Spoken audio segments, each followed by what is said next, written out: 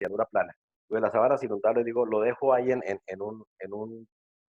un paréntesis porque ahí tenemos que definir un poquitito hacia el futuro de este sistema productivo por todas las consecuencias que estábamos mirando en la anterior conferencia. Cuando uno mira en términos de producción, no solamente el cultivo del arroz, sino de cualquier cultivo, uno encuentra, hay muchos, pero básicamente esenciales se hablan entre 50 a 60 factores que intervienen en la producción de cualquier cultivo. Algunos de ellos están en el clima, precipitación, temperatura, radiación, humedad relativa, todo este tipo de cosas. La parte del suelo, suelos arenosos, suelos arcillosos, profundos, suelos fértiles, infértiles. La parte de genotipo, que es lo que, digamos, normalmente manejamos o estamos acostumbrados a manejar dentro de ese aspecto. Y lógicamente la interacción de todos estos elementos. Es decir, uno mira que yo puedo tener diferentes genotipos, pero si tengo diferentes suelos se van a comportar diferente y si tengo diferentes climas, ese mismo genotipo se va a comportar también de forma diferente y eso va a afectar directamente, finalmente, la producción que yo espero. En términos de suelo y de genotipo, uno puede decir, pues yo puedo acondicionar el suelo, mejorarlo, prepararlo, fertilizarlo, corregirlo. Los genotipos, yo puedo buscar genotipos de ciclos medios, cortos, largos, resistentes, tolerantes. Eso, digamos, es parte de la investigación que nosotros generamos y que es lo que tenemos nosotros. Pero ya condiciones climáticas, ya ahí nos toca es adaptarnos y ese es uno de los elementos fundamentales en estos momentos en la actualidad. La variación y cambio climático que se viene generando es inmensa. Hay unos efectos impresionantes en la parte de los genotipos, en la parte de la producción, en la parte de todo ser vivo que en este momento nos encontramos en este planeta. Estamos siendo afectados de una o de otra forma por esta parte de cambio climático. Y ahí nos toca o adaptarnos o establecer medidas de mitigación para tratar de continuar con este elemento productivo que tenemos nosotros. Entonces, la nutrición solamente es una cosa de esos 50 o 60 factores que está relacionada con la parte del suelo. Entonces, dése cuenta que cada vez vamos de una pirámide de cosas pequeñas y en la medida en que bajamos vamos a encontrar toda una cantidad de factores y de elementos donde la nutrición es solamente uno de ellos. Bueno, básicamente uno puede diferenciar en nuestra región tres sistemas de producción. El secano, digamos favorecido, que es el que cultivamos en suelos de vegas, begones, y que simplemente espera la lluvia que es abundante y, digamos, adecuada para el cultivo del arroz. Dependiendo de nuestra región, estamos hablando por encima de 2.500 milímetros al año, distribuidos normalmente entre marzo a noviembre, y eso, digamos, hace que el cultivo del arroz pueda adaptarse bajo esas condiciones bien. Lo otro es la parte de irrigación, es decir, cuando ya colocamos una lámina de agua en el cultivo, una lámina de agua controlada por nosotros, que es lo que conocemos como cultivo de arroz riego. Porque diferente es cuando miramos en las sabanas inundables, que es una lámina natural y que queda ahí. En esta parte de riego yo puedo sacar el agua, entrarla, cuando voy a hacer fertilizaciones saco o controles, saco el agua y después la vuelvo a controlar. Si tengo problemas sanitarios u otro tipo de problemas que necesito tener el suelo seco, manejo el agua y eso me regula a mí, digamos, eh, es un factor que yo puedo manejar en esa parte de acondicionamiento, que yo puedo manejar. Cuando yo tengo ya láminas de agua constantes que no puedo sacar, pues ahí me veo, digamos, directamente afectado. Como les decía, hay momentos en que las temperaturas, sobre todo en estas épocas, en algunas épocas del año pueden sobrepasar los 38, 39 grados de ambiente, pero el agua supera esa temperatura. Y uno se pregunta, bueno, ¿cuáles serán los efectos que esa temperatura alta está generando en la parte metabólica, en la parte enzimática, en la parte proteínica que tiene el cultivo y lógicamente en todos los procesos fisiológicos que presenta la planta? Mm, Y la sabana, que digamos esa parte de sabana, pues no es otra cosa que los suelos que se utilizan en las sabanas de la llanura plana, que son suelos totalmente diferentes, son suelos extremadamente ácidos, profundos, donde hay que dar un manejo especial. El monocultivo no es el uso en este tipo de suelos tampoco. Ya hay que hacer toda una serie de manejos en sistemas integrados, inclusive llegando hasta la integración con sistemas agropastoriles y agrofilopastoriles con muy buenos efectos que se han presentado. Entonces diría yo que esta parte de los tres sistemas que tenemos nosotros, son como estos, como para entrar, y cada uno de ellos, repito, como mostrábamos en la figura anterior, esa parte climática, esa parte de adaptación, pues es diferente para cada uno de ellos y ya vamos a ver por qué. No es lo mismo hacer aplicaciones de nitrógeno en unos suelos de secano, o en uno de riego, o en uno mismo de sabana. Hay variaciones importantes que vamos a ver más adelante. Bueno, cuando uno analiza otro elemento interesante es la cantidad de nutrientes que uno encuentra en el cultivo de la rosa. Y hay infinidad de fuentes, pero básicamente esto es una recolección de varias fuentes. Entonces uno ve por lo menos que el caso del nitrógeno para grano, para soca y para total, que es el verde un poco más oscuro, uno está hablando de cerca de 200 kilogramos de nitrógeno total. Y noten ustedes que gran parte de ese nitrógeno va al grano, parte a la soca, pero mucho de ese nitrógeno va al grano y es un nitrógeno que sale del cultivo cuando yo saco el grano. Pero estamos hablando de cerca de 200 kilogramos. En la parte de fósforo, aparentemente es menor la cantidad, unos 94 kilogramos de P2O5. Gran parte también de este va al grano, muy poco a la soca, y estos dos elementos, entonces uno encuentra que cuando extrae el grano del lote, hay una deficiencia o una disminución de los contenidos, sobre todo en el caso de fósforo, que es un elemento muy bajo en nuestras condiciones naturales. Entonces, la aplicación que hay que hacer es bastante alta, y además de eso, si vamos a mirar la eficiencia por efecto de pH y por efecto de hidróxido, de hierro, aluminio, pues vamos a notar que este es un elemento fundamental dependiendo del sistema productivo. Miren ustedes el potasio. Des en cuenta ustedes el potasio, estamos hablando de un elemento que el cultivo puede requerir cerca de 320 kilogramos de K2O, no es K, es K2O. Entonces, miren ustedes la cantidad de potasio, pero sobre todo la cantidad que queda en la soca, y por eso cuando hablábamos nosotros, quemar la soca es quemar este potasio que está ahí.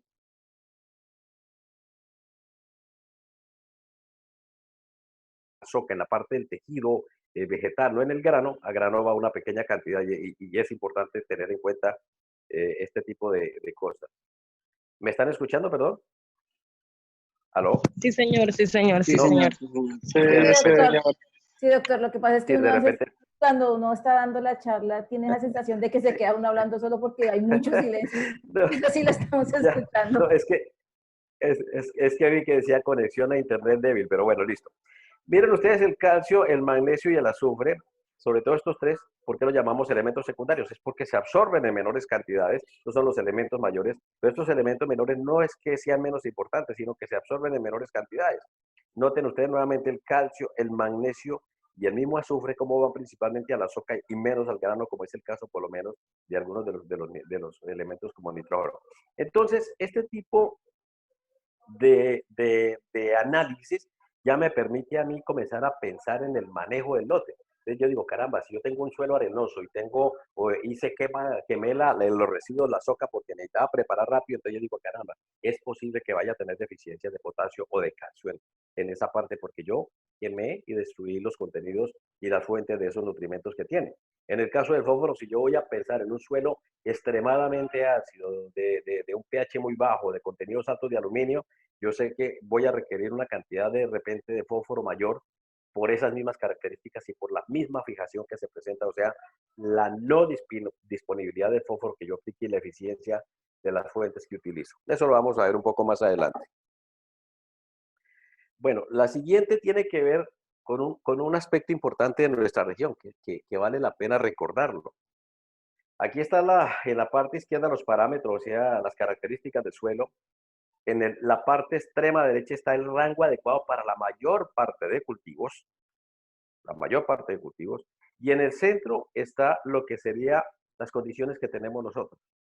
Entonces, tenemos que aumentar pH, tenemos que mejorar la materia orgánica. Mire, el rango adecuado mínimo está entre 10 a 20 partes por millón de fósforo, y nosotros estamos entre 1 a 5 dependiendo de los suelos.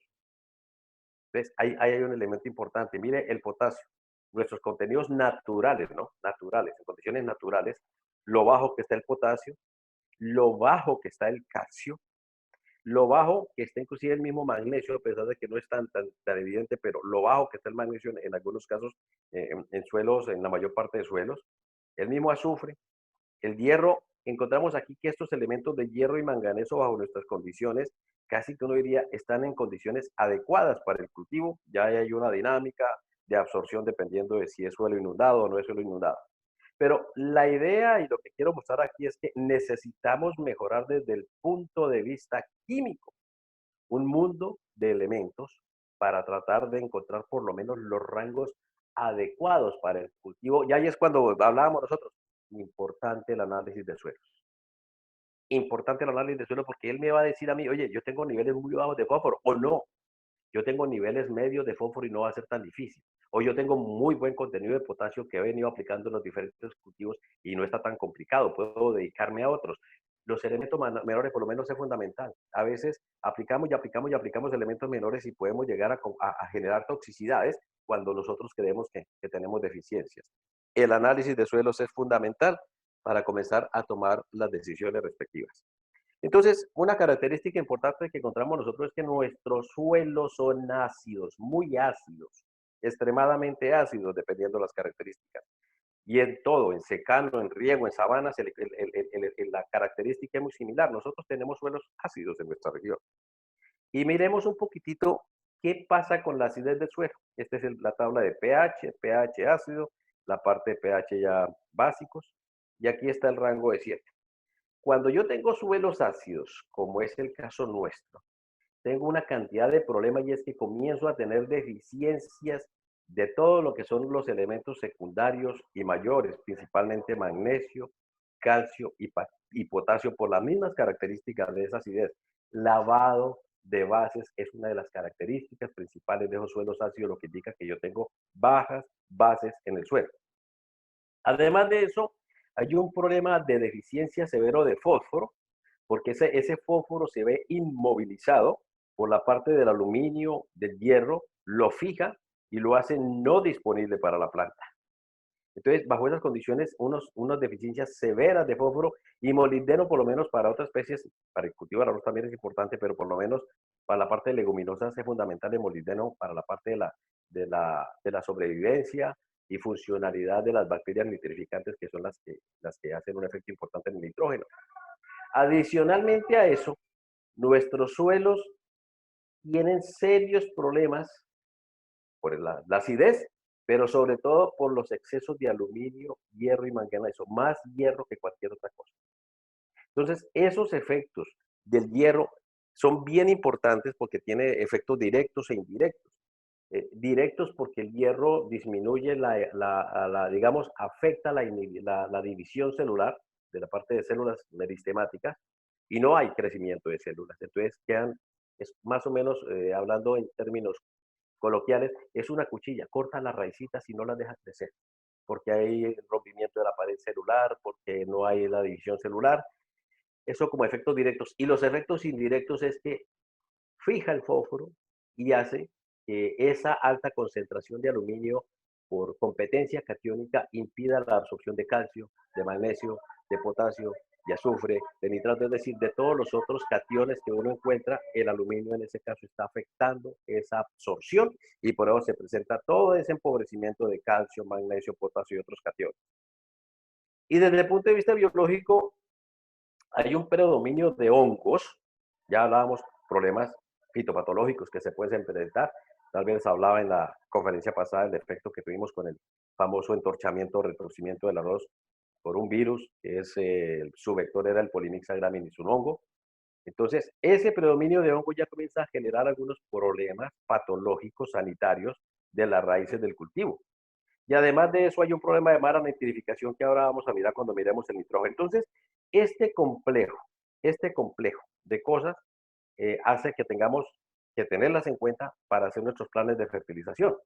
Y desde el punto de vista físico encuentra uno que ya hay un problema serio de estructura. El calcio, por lo menos, que es un agente estructurador, que es, digamos, un agente cementante que une partículas con la materia orgánica para hacer la estructura, si es bajo, comenzamos a tener serios problemas en la estructura del suelo, afectando la densidad, afectando la compactación, afectando la aireación, la difusión de gases y por ende la misma disponibilidad de nutrientes. Entonces, como ustedes ven, comienza a complicarse un poquitito las características del suelo en la medida que vamos avanzando y conociendo un poco de él. Bueno, ¿qué pasa con el pH? Cuando yo miro el pH, y ahí es importante nuevamente mi análisis de suelos, en la medida en que mi pH aumenta, aquí está 4, 5, 5, 5, 5, 6, 6, 5 y 7. Está el nutriente y es la absorción de cada uno de ellos. En la medida en que yo tengo un pH entre 6, 5 a 7, yo comienzo a mirar de que mi absorción de nutrientes, o sea, la eficiencia, es la mejor. ¿Por qué? Porque ahí no tenemos todos esos impedimentos que estábamos nosotros mostrando aquí anteriormente. Ya hemos mejorado mucho de esto, entonces aquí tengo yo una muy buena absorción. Pero nuestros suelos están por aquí y menos. Entonces, cuando yo veo eso, yo me doy cuenta que la eficiencia de la absorción de nutrientes del nitrógeno puede estar en un 50% o menos. Es decir, de 100 kilogramos de nitrógeno que aplique, 50 me sirven, el resto no, el resto se volatilizan, se pierden, en fin. El fósforo, mira el fósforo, y aquí está alto. El potasio, el calcio y el magnesio. Entonces, además de la cantidad de nutrientes que nosotros mostrábamos anteriormente en la parte de las necesidades, pues comienza a verse esa eficiencia en la absorción y por eso nosotros necesitamos en muchos casos hacer la aplicación de correctivos para llevar nuestros suelos por lo menos a niveles entre 5,5 a 6, que es más o menos, después de 5,5 ya no tenemos problemas de aluminio, pero es más o menos hacia donde nosotros llevamos nuestros suelos para tener estas características adecuadas con los correctivos o con el manejo que hagamos. Entonces, nuevamente, mire el pH cómo está afectando la absorción de nutrientes. No es lo mismo hacer aplicación de nitrógeno en un suelo extremadamente ácido a un suelo donde yo tenga una muy buena fertilidad. Por eso cuando yo tengo suelos fértiles, yo aplico nutrientes y de repente no hay mucho efecto. ¿Por qué? Porque hay mucho nutriente en el suelo y además se me absorbe todo. En nuestras condiciones de los llanos orientales, y eso es una cosa que la aprendimos durante muchos años, aquí sí hay que aplicar la agronomía en suelos. Porque si tú no aplicas un nutriente, el cultivo te lo cobra en muy corto tiempo, 4 o 5 días, dice, la aplicación quedó mal hecha o fue deficiente o hay problemas. ¿Cómo ayudamos eso? Análisis de suelos que digamos es como la idea que nos tocaría eso. Bueno, ¿y cómo controlamos esa acidez? Bueno, la acidez se puede controlar de varias maneras. Eh, lo más conocido, pues, el uso de cales. La misma materia orgánica tiene unos efectos importantes sobre el acomplejamiento de aluminio, menos, menos a largo plazo, pero hay.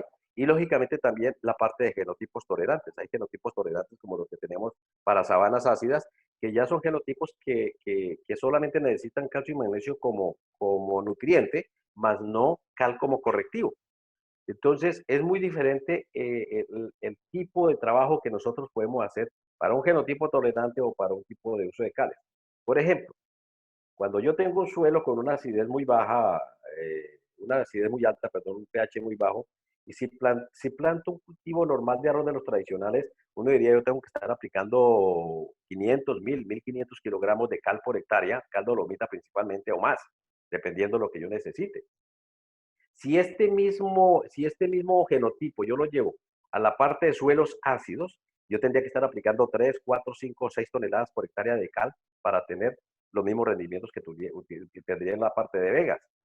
Pero si yo en esos suelos ácidos utilizo un genotipo tolerante, ya los tenemos, la cantidad de cal que utiliza uno, por lo menos para las variedades de arroz convencionales, desde la misma Oricica Sabana 6, Oricica Sabana 10, ahora ya está la línea 23, que es la primavera, la llanura 11 y la primavera 23, que recién se encuentra, uno habla más o menos de 500 kilogramos de cal en suelos extremadamente ácidos, porque hay tolerancia y hay genes de tolerancia a esa acidez. Entonces, es muy diferente manejar la acidez dependiendo del genotipo, dependiendo del ecosistema, dependiendo del manejo que yo le dé y de muchas otras cosas. Como decía, la materia orgánica también es un elemento importantísimo para complejar aluminio, pero también en algunos casos me puede generar algo de acidez por la parte de iones de hidrógeno que puede tener. Y el yeso es un elemento interesante que ha respondido en algunas gramíneas. El yeso, el sulfato de calcio, que tiene una característica importante y es que los sulfatos son más solubles que los carbonatos. Entonces, al ser mucho más solubles, yo los aplico al suelo y ese sulfato reacciona con otros metales, como el aluminio, como el manganeso, como el hierro, los acomplejan y como es más soluble, puede llegar a capas más abajo y, digamos, casi que limpiar un poco esa acidez que puedo tener. Y acidez o mejorar el calcio y el magnesio en profundidad. Hay trabajos que ya muestran, digamos, ese efecto importantísimo del yeso, sin que tampoco podamos exagerar en el caso del yeso, porque el yeso lo utilizamos, de hecho el yeso se utiliza en suelos salinos para lavar sales. ¿Cuáles sales? Calcio, magnesio, potasio y otras. ¿Por qué? Porque él lava y lleva a camadas o a capas mucho más profundas estos elementos. En nuestro caso es fantástico, porque lo que no tenemos en las capas inferiores es calcio y magnesio y él me puede ayudar y también me puede arrastrar el aluminio y acomplejarlo. Entonces, miren ustedes que para la parte de control de la acidez hay toda una estrategia que va desde genotipos, el uso de cal, la materia orgánica, el uso de yeso o la combinación de todas ellas. Hay otro tipo de efectos, pero nos vamos a centrar por lo pronto que tenemos en este tipo de suelos. Entonces, con base en ese criterio, comienza uno a trabajar, bueno, listo, pero entonces, ¿cómo manejo yo la cal? Es decir, ¿qué hago? Si tengo tantas variables, tantas cosas, ¿cómo determino yo mi cal? Entonces, lo primero que tenemos que comenzar a mirar con respecto a las cales es el manejo del aluminio. Sencillamente, la estrategia más utilizada en nuestro medio, con las variedades, con los genotipos que tenemos, con los sistemas productivos, es la utilización de cal. Es la mejor, es la más directa. Y hay cales, ustedes han recibido mucha cátedra sobre qué es una cal y cuáles son los tipos de cal que pueden existir a nivel de dolomitos, carbonatos dobles de calcio y magnesio, o óxidos e hidróxidos de calcio y magnesio. Pero lo importante es entender este criterio que yo sé que también lo entienden ustedes. Cuando yo aplico una cal, ya puede ser carbonato de calcio o carbonato calcio doble y magnesio, hay una disociación, ¿sí?, del calcio, el CO3. Noten ustedes que no es el calcio el que va a controlar la acidez, el calcio mejora la fertilidad del suelo y puede ser más absorbido porque hay una concentración mayor en la parte de intercambio catiónico por sitios de absorción con el aluminio. Pero quien tiene mucho que ver en eso es el carbonato. ¿Por qué? Porque es que ese carbonato reaccionando con el agua me va formando este tipo de ácidos carbónicos y va generando eso, más aguas, aquí OHs, Hs, y sigue hidrolizándose y esos OHs que estoy generando yo acá con ese carbonato, son los que van a interactuar con esos iones hidrógenos, que son los que están generando mi acidez, iones hidrógenos provenientes del aluminio, ¿sí?, del aluminio que se encuentra en el suelo, o por la parte de materia orgánica, o por aristas arcillosas, o por todo. Este hidrógeno que me está generando la acidez reacciona con estos OHs que están siendo liberados después de la hidrólisis de los carbonatos y de forma agua neutralizándome la acidez. Ese es el principio básico. Podemos extendernos un poco más. Lo que quiero decir es, para que haya efecto de la cal, debe haber agua. Si yo aplico la cal en un suelo seco y queda 3 meses seco, no he hecho absolutamente nada más que aplicarla. Pero reacción de la cal no se ha presentado. ¿De acuerdo? Por eso necesito yo aplicar la cal, que haya agua para que exista esta reacción y además de eso, que haya incorporación de esta cal porque no actúa lo suficientemente bien cuando yo la aplico superficial. Tengo que incorporarla para que haga los efectos de neutralización de esos iones hidrógeno. Esas son dos condiciones importantes: agua y incorporación de la cal. Entonces, por eso dice aquí, se limita al lugar de aplicación. Hay que incorporarla, de lo contrario, no vamos a tener ningún efecto. En algunas ocasiones nos dicen, oye, yo apliqué por lo menos de frutales. Yo puedo aplicar cal después de que tengo una plantación de cítricos o de palmas. Sí, se puede. ¿Y va a tener algún efecto? Sí, seguramente, pero no es la forma más adecuada. Hay que incorporarla de la mejor manera. Y si no, mezclarla posiblemente con yeso para que pueda tener ese efecto de lavado o del exiliado de las capas superficiales a las capas más bajas. La dosis depende, como les decía yo, del genotipo, del pH que tenga, del aluminio que cambia, de la textura. Suelos que tengan texturas más arcillosas indiscutiblemente requieren mayores cantidades de cal. ¿Por qué? Porque tiene más superficie específica y demás. Entre más materia orgánica, requiero menos cantidad de cal. Entonces, este tipo de cositas, digamos, nos indican y nos van mostrando a nosotros qué es lo que podemos hacer nosotros en un momento determinado con el cultivo y con la cantidad de cal aplicada. Dosis. Hay una serie de fórmulas que se vienen trabajando y que han sido muy utilizadas a nivel nacional e internacional. Hay toda una cantidad de fórmulas. Esta es la que, digamos, nosotros estamos utilizando y que ha sido más correlacionada con los resultados de investigación. ¿Qué tiene que ver? Esta es una fórmula brasilera del señor Barray, donde tiene que ver con las necesidades de cal, con la saturación de bases actual y la saturación de bases deseada y actual. Si yo quiero pasar de un 40% a un 70% de saturación de bases, entonces esta formulita que tiene que ver con la capacidad de intercambio catiónico total, total. Aquí cometimos muchas equivocaciones y estábamos hablando únicamente de la capacidad de intercambio catiónico efectivo, o sea, sumatoria de esto. No, esta es total. La capacidad de intercambio catiónico total de nuestros suelos está entre 8 a 12, 13 centimoles por kilogramo o miligramos por 100 gramos. La sí se me puede dar a mí 2.5, 1.53, pero es con respecto a la total. Y la saturación de bases es precisamente la sumatoria de calcio, magnesio, potasio, inclusive el mismo aluminio. Y lo que yo aquí tengo yo por lo menos la saturación de bases. ¿Cuál es la saturación de bases? La sumatoria de potasio, calcio, magnesio, sobre este factor que es la CICE, por cien, ahí me da la saturación de bases. Y entonces si yo me da una saturación de bases de 30, muy bajito, y quiero llevarla a 50, 60, entonces utilizo esta fórmula y me da una cantidad de cal aproximada a la que yo tengo que manejar. Básicamente uno diría que la cantidad de cal depende mucho de cada sistema, como ya lo dijimos.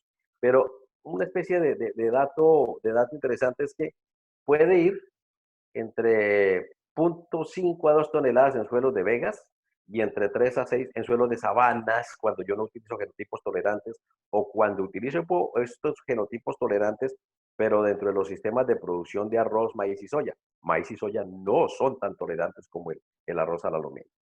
Entonces, para ese encanamiento yo debo tener primero que todo análisis de suelos, ojalá estratificado, sino por lo menos de 0 a 20. ¿Cuál es el sistema de producción que voy a utilizar? En riego necesito menos cal, en secano dependiendo, no tanto, y en sabanas necesito muchísima más cal si tengo sistema productivo. Si tengo mi genotipo tolerante necesito menos cal.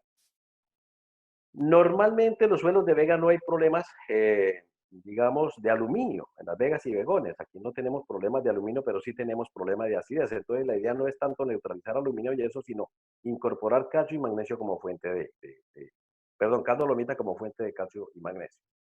Y entonces, aquí por lo menos en suelos de sabanas, se establece que si son sabanas nativas o son suelos mejorados, porque esa es otra característica. Muchos de esos suelos de sabana nativa ya han sido manejados, se han aplicado correctivos, enmiendas, y ya son suelos que tienen unas características a veces hasta mejores en términos de fertilidad que las mismas vegas, sumado a suelos profundos, que son los que no tenemos nosotros. Y hay veces uno dice, carajo, estos suelos de sabana mejorados son muchísimo mejores que estos suelos de vegas que tenemos en un momento determinado. Pero básicamente uno juega con que la saturación de bases deseada debe estar entre un 50 a un 70% en los suelos descanos, con una condición, que el calcio mínimo, esté entre 1 a 1.5 por arriba centimoles. Y si ustedes se acordaban en las tablas nuestras, nuestro calcio está en 0.30, 0.20. Mira, aquí estamos hablando de llevarlo 4, 5 o 6 veces más arriba de lo que realmente lo requerimos. Porque yo puedo tener saturaciones de bases de 50 o 70 con 0.4 de calcio o con 4 centimoles de calcio. Es una cuestión, digamos, de numérica. Es una cuestión de escala. No me voy a detener en eso, pero esta es la condición. Una saturación de bases, pero que mi calcio esté por encima de un centimol. Eso significa que yo tengo que hacer adiciones de calcio ahí. Lo otro que decíamos era aplicación uniforme y en suelos húmedos. Influye lo que estábamos hablando, el pH, el aluminio, la profundidad, la calidad de la cal, la productividad, pero no me voy a detener mucho en eso porque eso es unas cátedras, digamos, que pudiésemos hacer solo de lo que es el encalamiento, los efectos y todo lo demás.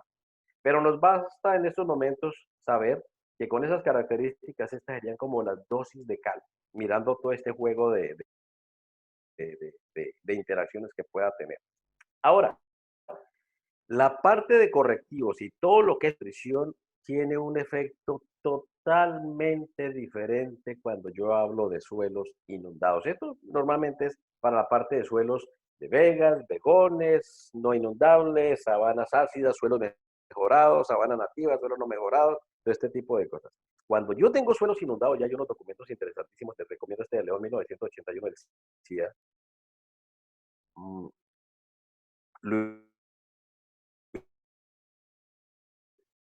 Búsquenlo por favor en la literatura cuando lo tenga, yo les voy a enviar unos documentitos de esos. Cuando yo tengo suelos inundados, ocurre toda una serie de fenómenos especiales, químicos, físicos, bioquímicos, de oxidorreducción, que me cambian todo lo que es la parte del concepto de fertilización en suelo natural. De la profundidad, por lo menos, en términos de la lámina de agua, esta es la concentración de oxígeno. Aquí miren ustedes la concentración de oxígeno en partes por millón. Esta es la planta. Aquí tenemos una lámina de agua de unos 5 centímetros y aquí para abajo tenemos otros 10 a 15 centímetros en el suelo y luego viene el subsuelo. Entonces, en esos primeros 5 centímetros de suelo, en los primeros, uno encuentra que en los primeros instantes, en las primeras horas, aún existe una muy buena cantidad de oxígeno en esta capa. Se va disminuyendo en la medida en que yo voy profundizando, ¿sí? De capa oxidada a capa reducida, y ya las concentraciones de oxígeno son nulas en esa capa reducida. Aquí en esta parte superficial a veces logro tener algo y ahí es donde hay una dinámica impresionante todavía.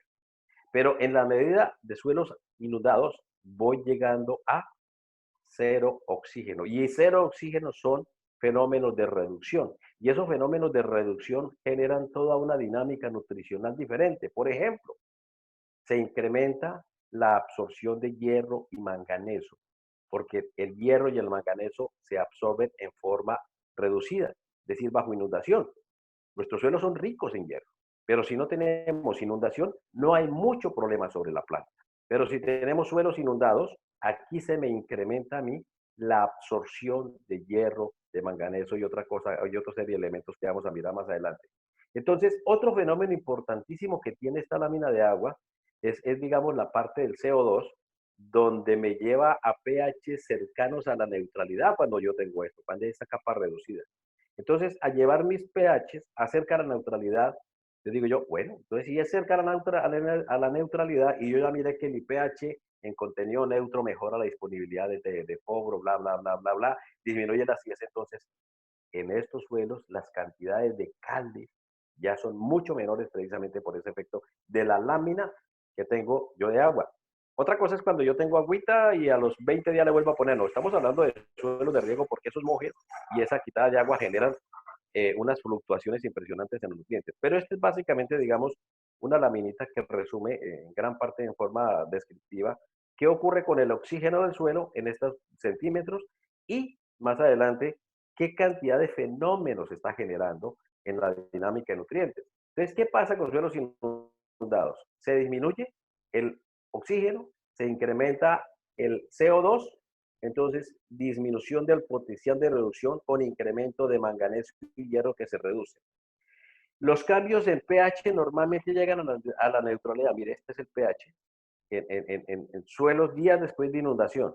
0, 10, 20. A los 20 días más o menos de inundación, ya estoy llegando yo a niveles de pH cercanos a la neutralidad. Y de aquí para allá sigue constante. Si yo saco el agua, comienza a hacer esto. La hago, la entro, la saco y esto. Pero esa es una, digamos, que tiene que ver muchísimo con la presión parcial del CO2. Recuerden cuando mirábamos cómo se corrige la acidez. El CO2, los carbonatos se van transformando y van generando hidronios, hidroxilos con los hidronios y se van mezclando. Cambios en el pH cercanos a la neutralidad. Aumento de la conductividad eléctrica. O sea, el incremento de bases. ¿Por qué? Porque ya no hay este efecto tóxico que me esté impidiendo la absorción de bases. Un elemento importante, nitrógeno. Nitrógeno. Entonces resulta que en esta capa, cuando yo tengo esta capa con una capa oxidada, la mayor parte de microorganismos están utilizando todo el poquito oxígeno que hay aquí para sobrevivir. Bacterias nitrificantes, desnitrificantes y eso. Si yo aplico un fertilizante como el nitrato NO3, lleva oxígeno. Y ese oxígeno rápidamente es capturado por todos estos microorganismos que se encuentran aquí en los primeros centímetros para alimentarse y sobrevivir. Y significa que hay un problema de disminución de la parte de nitratos en este tipo de suelos. Fuente de nitratos no sería la más adecuada para este tipo de suelos. ¿Por qué? Porque los microorganismos van a utilizar ese oxígeno del nitrato y va a disminuir la posibilidad de tener ese oxígeno. Lo otro es que se aumenta la disponibilidad de fósforo y silicio. Recuerde que ya no hay acidez, el fósforo se aumenta y lo mismo el silicio. Entonces, esa parte de química de suelos inundados es fundamental para entender, sobre todo en el cultivo del arroz, que es donde trabajamos esta parte de suelos inundados, los cambios que se generan desde el punto de vista de dinámica de elementos o de nutrientes esenciales para el cultivo. Eso cambia un poquitito el esquema y la concepción de lo que debemos hacer. Entonces, ya digamos, entrando como con materia, uno dice, bueno, mucha carreta y entonces, ¿qué? ¿Para dónde vamos? Listo, miremos un poco ya las recomendaciones en términos directos de lo que es las recomendaciones del cultivo y comenzamos con un elemento que es el famoso nitrógeno. Pero antes del nitrógeno hay una figurita que nos muestra la parte de producción de materia seca del cultivo. Es un cultivo más o menos de 110, 120 días aproximadamente, que nos indica esto es grano, esto es todo la parte de la formación de grano cuando comienza. Aquí entre los 20, 30, 40 días comienza todo el proceso de diferenciación. Aquí a los 60 días, dependiendo de este material, está el máximo macollamiento. Por aquí comienza el inicio de macollamiento, máximo macollamiento, y comienza y se mezcla con el inicio de primordio, con la parte de floración, con grano lechoso, con grano pastoso que está por aquí, todo este tipo de cosas. Entonces, este es el esquema, digamos, de cómo se comporta la producción de materia seca y distribución de eso en la parte aérea. De aquí para allá, todo va, todo va para el grano. Todo lo que yo he ganado aquí, todo lo que yo he absorbido aquí, todo lo que está en las hojas, en el tallo, en todo, va para acá, para la formación de ese grano. En la medida de que yo tenga mayor nutrientes aquí, entonces voy a tener mayor cantidad de grano. Eso deja un sentido un poquito lógico. La mayor cantidad de nutrientes debo haberla aplicado yo aquí antes del máximo macollamiento y el inicio de primordio floral, dependiendo la variedad, dependiendo los días que tenga esa variedad. Por eso ustedes miran que la parte de nutrición del cultivo del arroz casi que todo lo hacemos antes de los 65 días. Por eso, porque es fundamental que todo se haga antes de esta etapa, por eso, porque todo va luego a la formación de grano. Si yo no tengo nada aquí, sencillamente la producción de grano va a ser muchísimo menor. ¿De acuerdo? Entonces, en el caso del nitrógeno, miren ustedes, por lo menos en el caso de los elementos, perdón, el potasio, cuánto va de eso, cuánto se va incrementando y cuánto de eso va a la parte de follaje. Recuerden que el potasio va poco al grano, el nitrógeno y el caso del fósforo. Entonces, miren ustedes por lo menos la absorción de cada uno de estos nutrientes. El fósforo, aparentemente, pues, las cantidades menores, pero el problema es que el fósforo se mueve muy poco en el suelo y se mueve también relativamente medianamente móviles dentro de la planta. Pero estos nutrientes que están aquí, tienen que haberse aplicado en esa etapa de inicio, en máximo macollamiento, inicio de primordio, de aquí para atrás. ¿Hasta aquí vamos bien? ¿Alguna duda? Pues no sé si doctor quiere las dudas al final o pueden ir haciendo preguntas. No, al final, pero digamos, estamos entendiendo la temática, listo, bueno. Entonces ya específicamente, digamos, dentro de eso, dentro de esas etapas fenológicas, estas son 120 días. En la etapa de máximo macollamiento, inicio de panícula, inicio primordio y panícula, es donde yo debo tener ya la cantidad de nutrientes aplicado al suelo para que la planta lo tenga. Hay una manera de mirar términos de deficiencias nutricionales en la planta.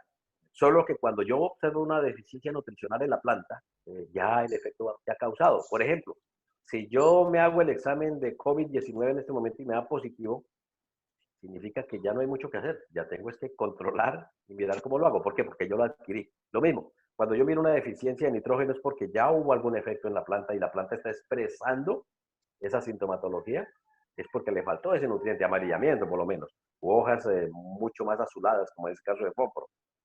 Por eso el análisis de suelo y por eso ese análisis de suelo me dice a mí qué debo aplicar, cuánto debo aplicar, en qué época lo debo aplicar, que es lo que vamos a ver más adelante, y tener en cuenta esos criterios. Entonces, la movilidad del nutriente dentro de la planta varía. El nitrógeno, el fósforo, el potasio y el magnesio tienen una movilidad alta. Entonces, como tienen una movilidad alta, normalmente van de las hojas viejas a las hojas jóvenes. Entonces, las hojas más viejas, las hojas de mayor edad, quedan sin ese nutriente y se presenta la deficiencia ahí. Es donde lo que entramos nosotros normalmente. El azufre tiene una movilidad baja y entonces la encuentra uno principalmente en hojas jóvenes. Esa es una gran diferencia, por lo menos en el caso del nitrógeno es un amarillamiento general, principalmente en hojas viejas, pero el azufre es un amarillamiento general, pero principalmente en las hojas jóvenes. El fósforo, el zinc, el cobre, el molibdeno también tiene una movilidad muy baja y por eso su deficiencia se presenta en hojas jóvenes y podemos decir hay deficiencia de esos nutrientes. Ya hay unas figuras y toda una serie de sintomatologías gráficas que uno puede utilizar en la literatura. El boro y el calcio son extremadamente bajos, por eso sus deficiencias se presentan principalmente en hojas jóvenes y terminales porque no hay movilidad, no hay movilidad. El tomate, por lo menos solo para colocarles una referencia, hay una enfermedad que se llama nariz blanda, no tanto en nuestro medio, que es la punta del tomate se pudre y normalmente se debe a esa deficiencia de cacho, que no llega a esa parte de los terminales y se presenta esa deficiencia. Entonces, esto nos sirve sencillamente para mostrar que dependiendo de la movilidad de cada uno de estos nutrientes, pues encontramos nosotros en dónde se va a encontrar la deficiencia nutricional. Y ahora sí entramos, digamos, a la parte de nutrición con el elemento nitrógeno. Entonces, el nitrógeno, primero que todo, pues para conocer las deficiencias, como ya dijimos, está generalizado en toda la planta y normalmente en las hojas de mayor edad. Este es un gráfico donde muestra uno en materos cuando yo tengo la aplicación completa de nitrógeno y cuando no le apliqué nitrógeno. Miren ustedes que sí es dramática en términos visuales, pero no es tan dramática. Más adelante vamos a ver otra. Y esta es una deficiencia de nitrógeno. Plantas pequeñas, amarillentas, escaso macollamiento, hojas secas delgadas, cloróticas y clorosis en toda la planta, que es una sintomatología que normalmente uno encuentra en gran parte de las plantas que uno encuentra cuando hay una aplicación baja de nitrógeno. El nitrógeno, como dijimos nosotros, gran parte del nitrógeno va al grano y gran parte va al raquis, a los tallos, a la lámina de las hojas, a las vainas de las hojas, en el tejido muerto. Pero gran parte de ese nitrógeno, como lo mostramos ya en una diapositiva por allá, va para el grano, lo que significa que cuando yo extraigo el grano, estoy sacando por lo menos el 50% del nitrógeno que yo apliqué, se me está yendo y por eso debo volver a hacer aplicaciones, no solamente con el que quede en el tejido, sino hay que volver a hacer aplicaciones de ese cultivo de nitrógeno. Nuevamente llegamos a la famosa suelos inundados. Entonces, este gráfico que es un poquito complejo y que también está en ese mismo documento, pues lo que nos dice a nosotros es que básicamente que cuando yo aplico fuentes nítricas, muchas de ellas se pierden, se pierden, se pierden esas fuentes nítricas y no tengo unos efectos importantes cuando aplico fuentes nítricas si tengo que aplicar fuentes amoniacales, que serían las que en este caso me generarían y me darían una mayor eficiencia en este tipo de suelos ácidos. Aquí hay todo un complejo bioquímico y químico que no me voy a detener al respecto, pero eso es lo que más o menos quiero mostrarles al respecto. En suelos inundados, las fuentes nítricas disminuyen rápidamente, mientras que las fuentes amoniacales permanecen muchísimo más, digamos, dentro del lote. Y aquí tenemos una gráfica al respecto. Esta es dinámica de nitrógeno en los suelos inundados. Este es nitratos en el suelo. Aquí tenemos los días. ¿Sí? Y cómo se va disminuyendo en esos suelos inundados después de que yo coloco la lámina. Estamos hablando de cerca de 200 partes por millón y cómo va evolucionando, disminuyendo, disminuyendo, disminuyendo. Y a las 6 semanas, independientemente del suelo que sea, si es arenoso, liboso, arcilloso, de diferentes lugares, en todo caso, va disminuyendo drásticamente y a las 6 semanas yo ya no tengo nada de fuente nítrica en el suelo. Por lo contrario, las fuentes amoniacales en suelos inundados.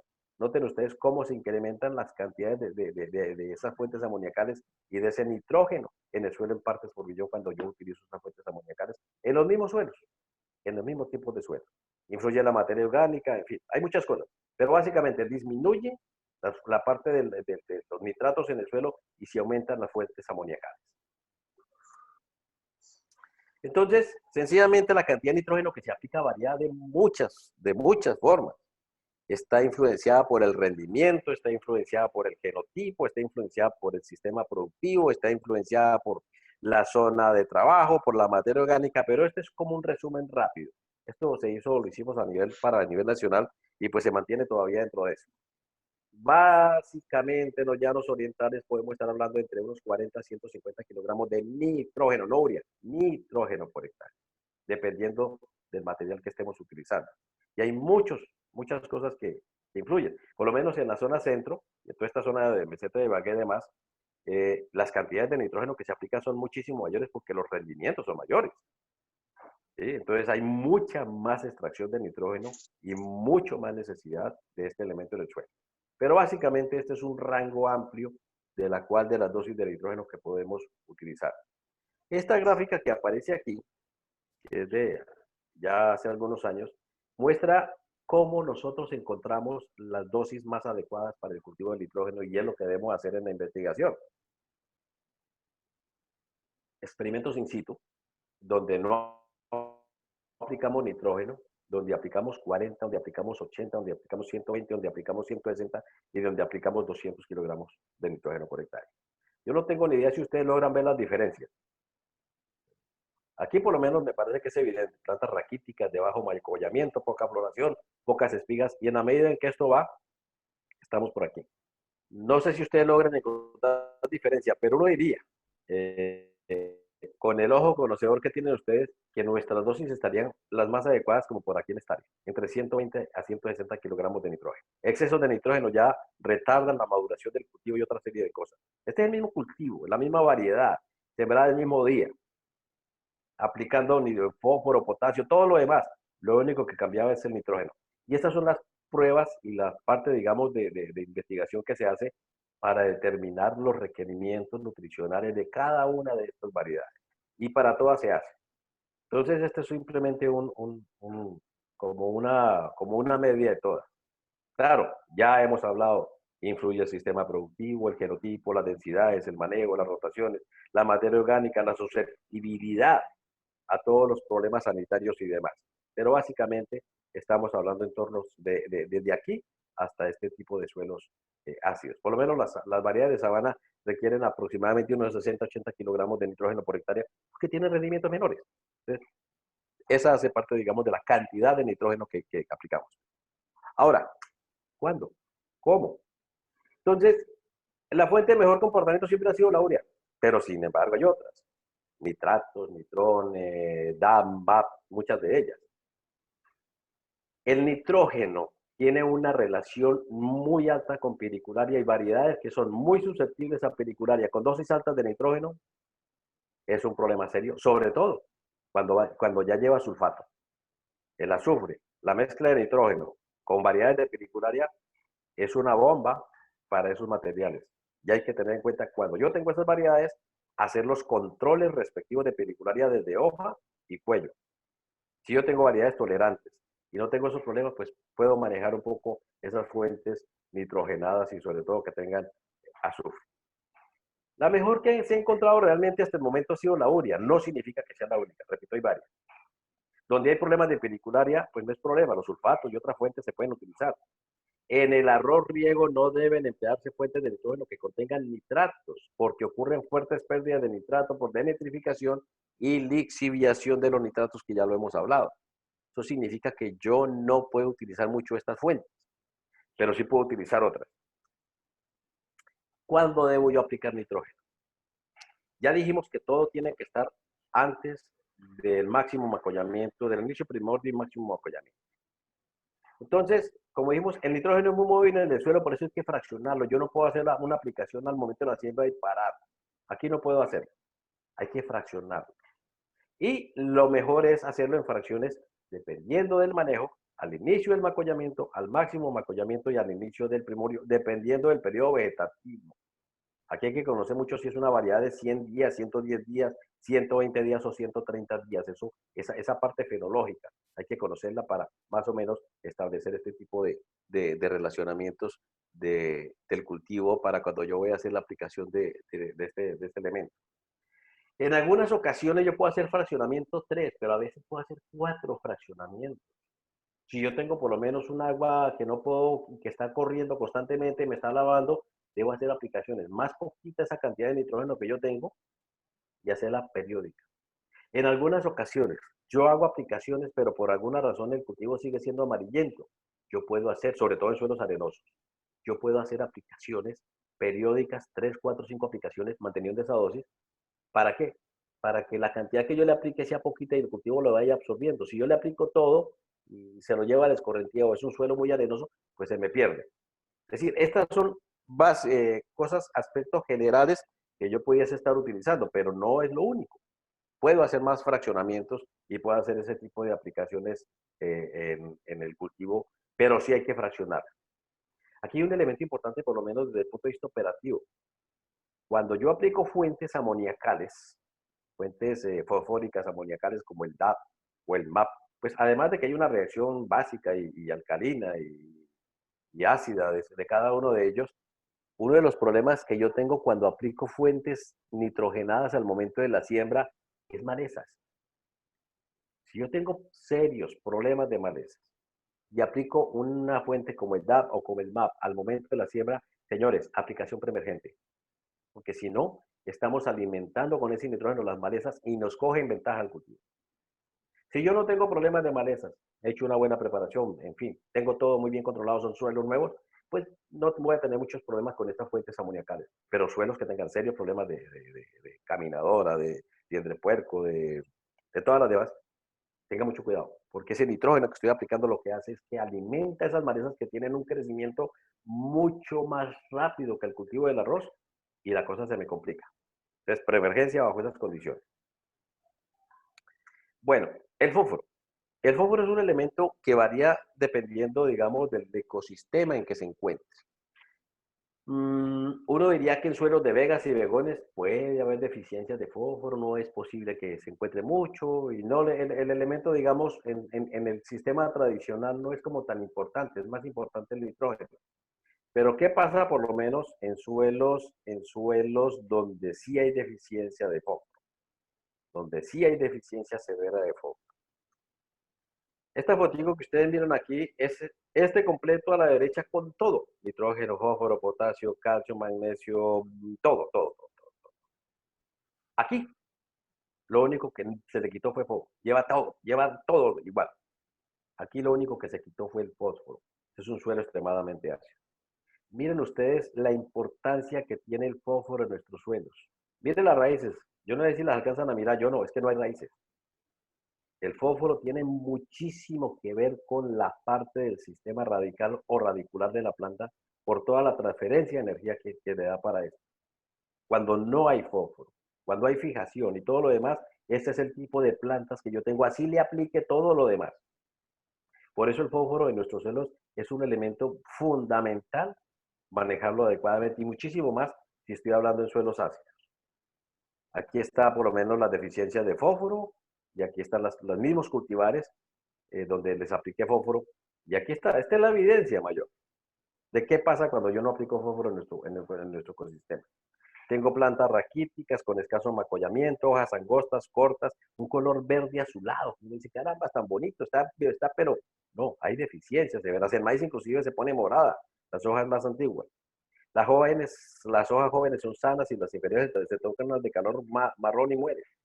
Ese es el problema de la deficiencia de fósforo. Ahora, hay un atenuante muchísimo más grande en el caso del fósforo y es que como es un elemento de muy poca movilidad en el suelo, se mueve más en la planta que en el suelo, hay que aplicarlo antes de la siembra e incorporarlo. No hay manera de eso.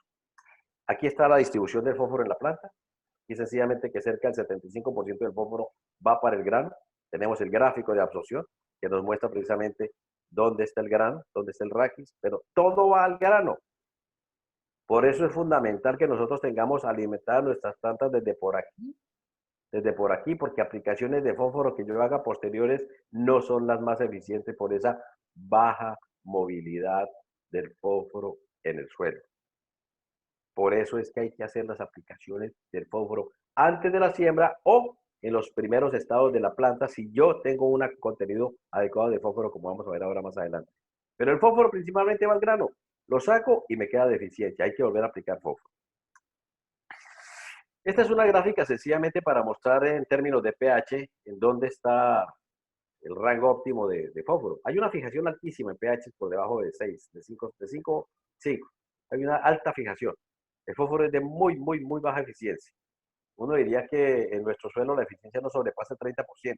En suelos ácidos, sin agua, la eficiencia es del 5 al 10%. Eso significa que de 100 kilogramos que yo aplique, por ahí un 15 o un 25% es adecuado.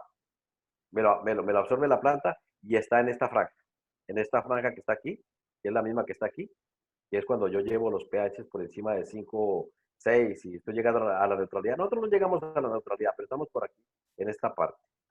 Aquí está la parte de los fosfatos relativamente disponibles. Nota que aquí es, la mayor disponibilidad está por acá, entre 5 a 6 por acá en esta parte, que equivaldría como a este pH por acá. Entonces, ese es un elemento fundamental de fósforo, muy baja eficiencia por las condiciones naturales.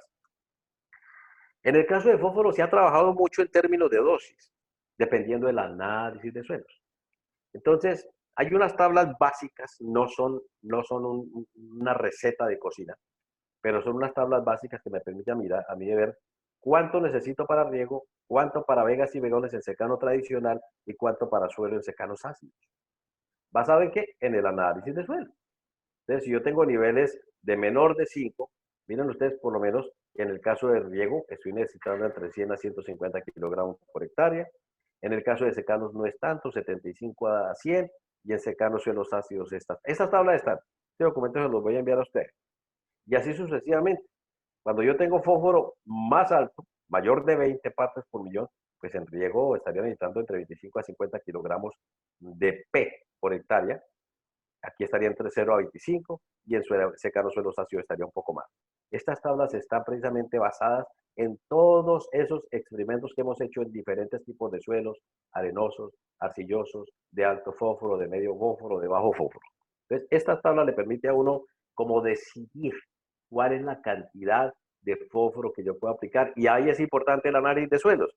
Si yo tengo en mi suelo, yo ya tengo más de 30 partes por millón de suelo porque arrendé o tomé un suelo que ya lleva muchos cultivos y le voy a aplicar 150 kilogramos de fósforo, seguramente estoy perdiendo plata. Seguramente estaría hablando yo por aquí en unas dosis mucho más bajas de 0 a 25 a 50 kilogramos de fósforo por hectárea. Que eso equivaldrían como a unos 2 bultos como a unos 3 bultos de superfosfato triple o 4 bultos de DAP o MAP, alguna cosa de estas a diferencia de acá. Fundamental, análisis de suelos. Está en la documentación, también hay varios documentos de estos. Yo tengo algunos documentos que los puedo enviar para ustedes al respecto. Entonces, aquí tenemos unas tablas que nos permiten saber cuánto fósforo debo aplicar dependiendo del contenido en el suelo y dependiendo del sistema de producción que yo esté realizando. El fósforo tiene una cantidad de aspectos, digamos, porque el fósforo tiene fuentes de alta solubilidad como el DAP, el MAP, el superfosfato. Unas fuentes de mediana solubilidad como son por lo menos las rocas fosfóricas parcialmente aciduladas o las escorias básicas de alto horno que conocíamos normalmente como escorias tomas o abonos paz del río. Y las fuentes de muy lenta solubilidad, que son las rocas fosfóricas. ¿De dónde? De Huila, de Pesca, Boyacá, rocas fosfóricas importadas de California, de Carolina del Norte, en fin.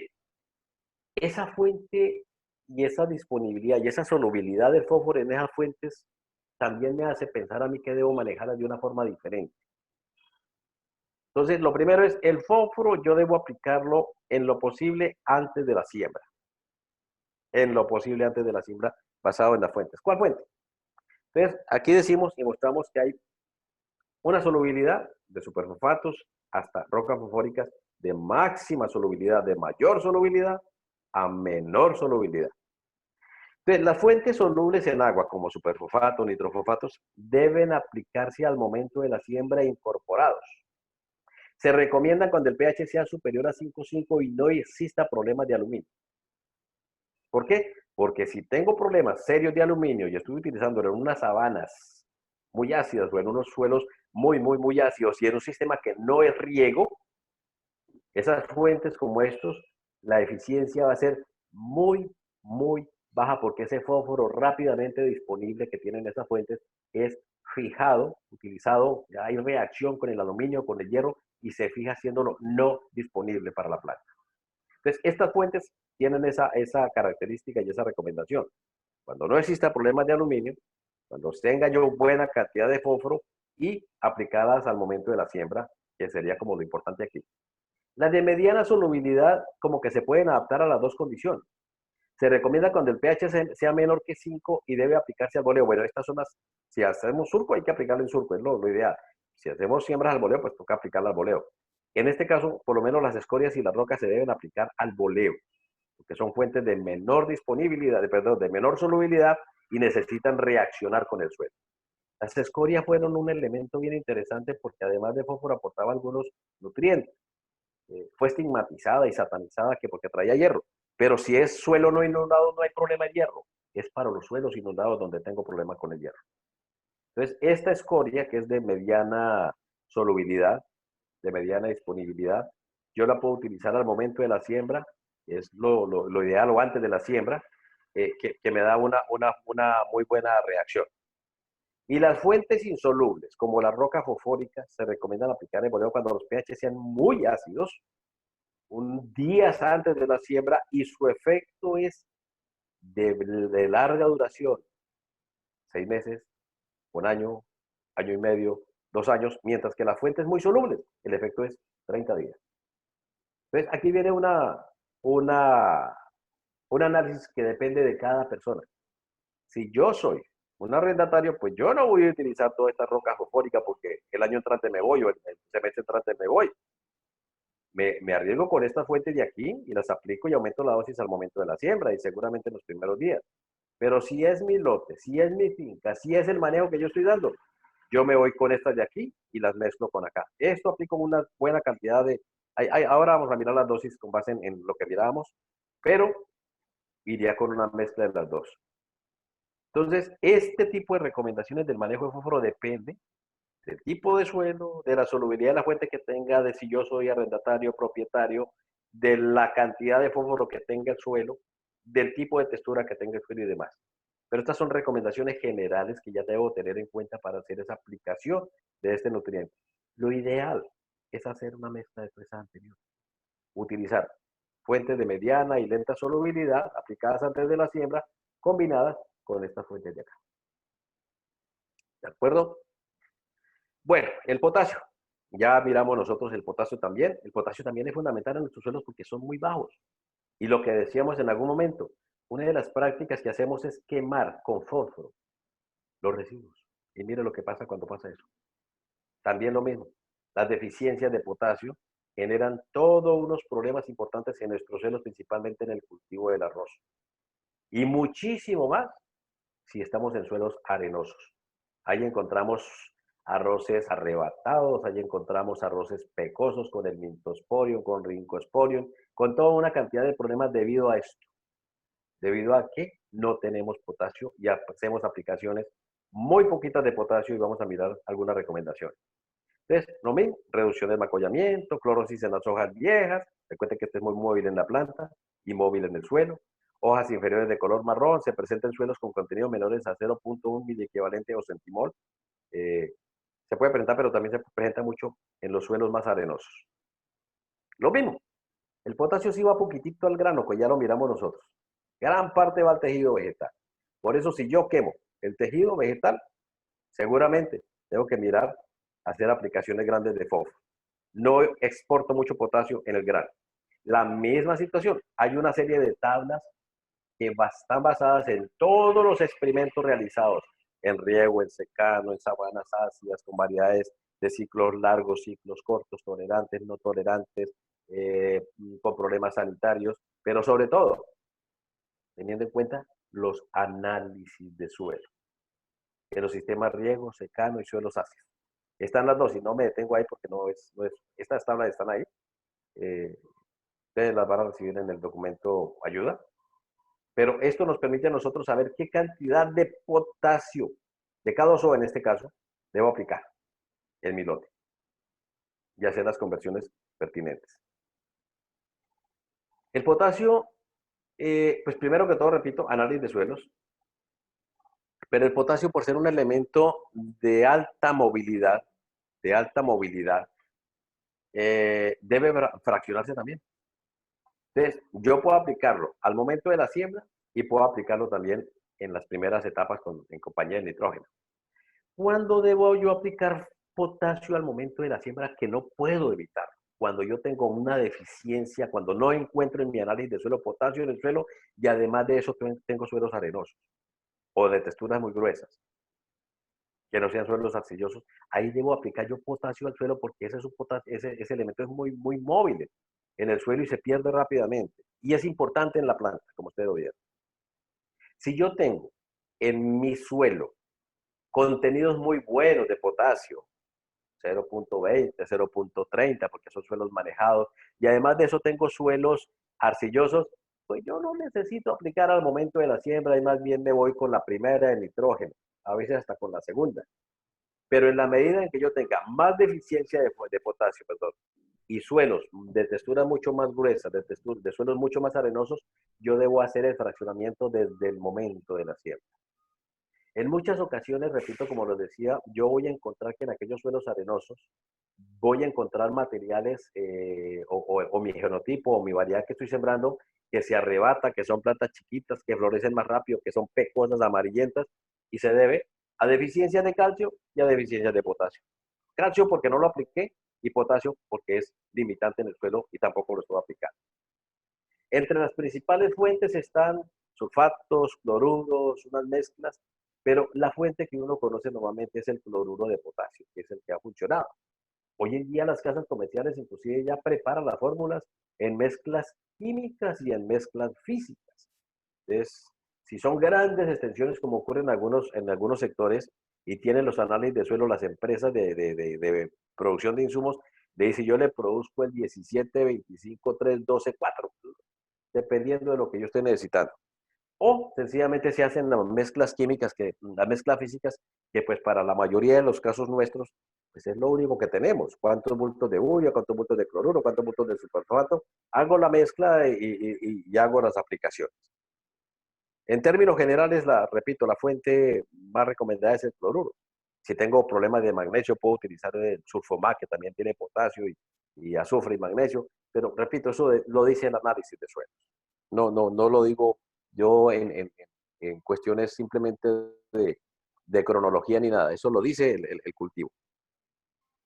El magnesio, a pesar de que es un elemento que no le ponemos mucha atención, es fundamental también dentro de la fertilización. Y es importante porque el magnesio, el potasio y el calcio guardan una relación muy estrecha. Primero que todo son elementos secundarios, son bases intercambiables. Son afectadas por la acidez, son afectadas por los altos contenidos de aluminio, son afectados por la parte textural del suelo y son muy importantes dentro del proceso nutricional del cultivo. Entonces, igual, yo tengo que hacer análisis de suelo y hay recomendaciones basadas, ahora las miramos en la siguiente diapositiva, el análisis de suelos con base en los niveles críticos. Entonces, si yo tengo serios problemas de magnesio, pues yo debo aplicarlo, si necesito aplicar correctivos, perdón un segundo que va pasando por aquí, el señor de las papayas se grita más duro que yo. Ah, no, son patillas. Entonces, si yo necesito aplicar magnesio y necesito hacer corrección del suelo, pues lo primero que yo digo es caldo-lomita, a calcio y magnesio. Si solamente necesito aplicar potasio porque es muy bajo, pues yo puedo utilizar otra serie de fuentes, los sulfatos de calcio, los óxidos de magnesio, los óxidos de, en fin, en la tableta que está aquí varía dependiendo de la necesidad que tengo. Entonces dice, si hay deficiencia de magnesio en el suelo y es extremadamente ácido, además de tener aluminio, la fuente de magnesio más conveniente es la candolomita, la cual debe aplicarse unos 20 a 30 días antes de la siembra para que surta efecto. Si el suelo está entre un pH 5 a 5 y no contiene aluminio, yo puedo utilizar otra fuente, magnesio, óxido de magnesio o sulfomato u otro sin problemas. Si yo tengo un pH mucho mejor, yo puedo utilizar los sulfatos dobles de potasio, magnesio y esto. Es decir, entre menos problemas de acidez y menos problemas de deficiencia de potasio tengo en el suelo, yo tengo mejores alternativas para utilizarlo y lo puedo aplicar al momento de la siembra inclusive. Pero hay una cosa fundamental dentro del criterio del magnesio que está muy relacionado con el calcio y con el potasio, y es la relación calcio, magnesio, potasio.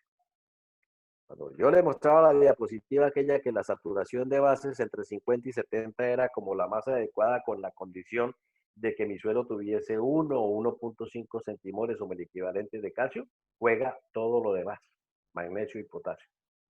¿Por qué? Porque como son cationes, eh, tienen problemas en los sitios de absorción de las raíces cuando los voy a llevar.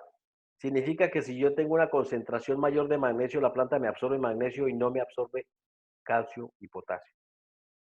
O si tengo más de potasio, me absorbe más potasio que calcio y magnesio. Y aquí juega mucho otro papel que son los radioiónicos atómicos de cada uno de ellos.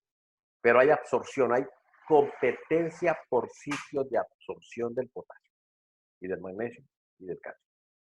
Entonces, lo ideal es que en mi análisis de suelo y la recomendación que hay es que yo tenga una relación 10, 3, 1. 10 partes de calcio, 3 partes de magnesio y una parte de potasio. Eso en términos de análisis de suelo significa que si yo tengo 3 centimoles o 3 miliequivalentes por 100 gramos de suelo, yo debería tener la tercera parte de magnesio, que sería por lo menos 1 miliequivalente, y la tercera parte, digamos, de potasio, que sería 0.3. Esa relación 10-3-1. 10 de calcio, 3 de magnesio, 1 de potasio, es la relación ideal. ¿Hay relaciones entre calcio y magnesio? Sí. Normalmente la relación entre 2 a 4 es la más adecuada. Pero repito, la anterior están las 3. 10-3-1 es como una fórmula, digamos, así mental que uno puede manejar con respecto a estos tres nutrientes. Hay mucho análisis de suelo donde tú llegas y miras y dices, pucha vida, está más alto el magnesio que el calcio. ¿Voy a aplicar candolomita? No, porque estás aplicando otra vez magnesio. Aquí lo que hay que aplicar es calcio. ¿Qué cal? Carbonato de calcio o otra fuente de calcio. Magnesio, no. ¿Eso me lo dice qué? El análisis de suelo. Entonces, es fundamental nuevamente el análisis de suelo para eso. Aquí está la guía de recomendaciones con base en los niveles críticos. Lo mismo, basado en muchos estudios realizados durante mucho tiempo, durante muchos años. Miliequivalentes en 100 gramos, hoy en día utilizamos centimoles por kilogramo, menos de 5, menos de 0,5 y más de 10 miliequivalentes. Y la dosis de magnesio que yo recomiendo por hectárea. Igual, también tienen las épocas, las formas y los métodos de aplicación. Entonces, yo puedo tener fuentes como la cal dolomítica, que debo aplicarla 15 a 20 días antes, o los sulfatos de magnesio, que yo lo puedo aplicar en los primeros 30 días. Estos sulfatos, recuerden que son muy solubles y entonces puedo utilizarlos para que el magnesio se me absorba por la planta. Y también tengo los óxidos de magnesio, que puedo aplicarlos o antes de la siembra o al momento de la siembra. Normalmente los aplico al momento de la siembra y esto. Antes de la siembra con las cales, al momento de la siembra o después de la siembra con los sulfatos o con los óxidos. Es más o menos la manera de hacer las aplicaciones de magnesio. Y ya uno encuentra, digamos, otra serie de elementos fundamentales que son los elementos menores que a veces no le damos como mucha importancia. Los elementos menores, como ustedes lo saben, no son porque no son menos importantes, son esenciales. Es decir, si falta uno, la planta no se reproduce ni se desarrolla ni nada. Recuerden aquella fórmula de Liebig, que es el elemento faltante. Si yo tengo todos en condiciones adecuadas, pero me falta un elemento esencial, el rendimiento y la producción del cultivo estará basado en la concentración y disponibilidad de ese único elemento que está siendo deficiente. Así tenga todo lo demás, perfecto. Entonces, los elementos menores se llaman así porque se absorben menores cantidades, eso lo saben ustedes. Cada uno cumple una función importantísima. El hierro, el manganeso, el cobre, el zinc, el boro y el molibdeno, digamos, son como lo más importantes. Deficiencias de nuestros suelos, puede uno encontrar boro, zinc y cobre, dependiendo del tipo de suelo, la materia orgánica, en fin. Pero puede uno encontrar deficiencias en ellos. Excesos hay de hierro y manganeso. Sobre todo si tengo suelos inundados, hay problemas de toxicidad con las variedades que no son adaptadas a esas condiciones. En los años 70, 80, el CIA, el ICA en su momento se hizo toda una selección de materiales que fuesen tolerantes al, al, al, a la toxicidad de hierro. y se consiguieron genotipos que son los que en la actualidad, por intermedio de FLAR, el Fondo Latinoamericano de Arroz Riego, el CIA y esto han venido manejando en las variedades tradicionales. Sin embargo, ya mucha empresa privada ha comenzado a manejar materiales propios y no tienen esos genotipos, no tienen esos progenitores de tolerancia o resistencia al hierro, y ya se comienza uno a mirar algún problema de toxicidad de hierro porque estos materiales no tienen esos genes de resistencia que se encontraron desde ese momento en la época del doctor León, Fowler y todo el mundo de investigadores que trabajaron sobre eso. Pero básicamente, nosotros cobre, zinc y boro sería lo que encontramos deficiencias de hierro y manganeso, tanto, salvo casos excepcionales. Y en el caso de los micronutrientes hay que tener en cuenta algo importante, y es que podemos pasar de la deficiencia a la toxicidad muy rápido. Yo por lo menos puedo tener niveles bajos de boro, necesito 300 o 500 o 1 kilogramo de boro, pero resulta que lo aplico durante todos los 10 años seguidos. Puedo llegar a tener problemas de toxicidad de boro. ¿Por qué? Porque son cantidades tan pequeñas que si yo los aplico en cantidades altas, inmediatamente saturo el suelo. Por eso es importante el análisis de suelo. Entonces aquí son algunas recomendaciones que dice el cultivo requiere cantidades muy pequeñas. Existe un conocimiento todavía bajo de la química de los micronutrientes, ya hay mucho más información al respecto. La parte de rango entre deficiente y tóxico es muy pequeñito, puedo pasar rápidamente. Y lógicamente también influye si es suelos inundados o suelos no inundados y este tipo de cosas. Recuerden, suelos inundados tengo problemas de manganeso y hierro, pero tengo también mejor disponibilidad de zinc y boro. Suelos bajo condiciones de secado no voy a tener problemas de hierro ni de manganeso, pero puedo tener mayores problemas de lo que corresponde a zinc, a boro y a cobre principalmente. Hay otra serie de, digamos, de la dinámica de los nutrientes que influyen en la disponibilidad y en lo que tenga yo que ver con los elementos menores. Por lo menos cuando yo aplico altas cantidades de nitrógeno y también fertilizantes fosfóricos, puedo llegar a producir deficiencias en la parte de cobre y zinc en algunos suelos, pero puede llegar a generarse. En suelos, digamos, ácidos, cuando yo encalo en forma muy alta, puedo tener precisamente por la parte del calcio, el incremento del calcio y del magnesio, disminuir la disponibilidad de aquellos otros cationes metálicos como el cobre, el zinc, el manganeso y el hierro, y en algunos casos hasta el boro. Pero puedo aumentar la disponibilidad de molibdeno porque disminuyo la acidez. Como decía, la inundación o no pueden generar problemas. Los periodos de sequía pueden disminuir manganeso. Recuerden que manganeso y hierro se absorben en suelos ácidos, en suelos húmedos. La aplicación de abonos orgánicos, eso es fundamental. Cuando yo normalmente dejo la soca y todo este tipo de cosas, puedo mejorar la disponibilidad de boro y no necesitaría aplicaciones en el cultivo. Y cuando yo tengo aguas salinas, que no es nuestro caso, no es nuestro caso, por la presencia de calcio, de magnesio, de azufre y eso, por los mismos sitios de absorción, igual disminuyo, incremento el déficit de cobre, zinc y manganeso o hierro, que son los cationes metálicos. Y lógicamente también cuando yo aplico altos contenidos de sulfatos que acidifican en algunos casos el suelo, puedo tener deficiencias en la absorción de molibdeno. Sobre estos elementos menores hay una gran dinámica que depende mucho. Uno dice, bueno, yo puedo hacer aplicaciones sí muy pequeñas, pero ojo, análisis de suelos. Para hacer aplicaciones hay varias fuentes, el boro 5, el 5-bor, cantidades pequeñas, para suplir deficiencias, pero ojo, análisis de suelo, porque si yo tengo ya altos contenidos de estos nutrientes, lo mejor es dejarlos quieticos y no engañarnos con ellos. Papá, el aplauso todavía no, por favor. ¿Aló? Aló, no, no fuimos. Sí, doctor, aquí estamos. Se supone que todo está acá apagado. No Es sé. que escuché un aplauso. Yo no sé si ustedes fueron aquí en la calle que me están aplaudiendo. Yo no creo. No sé.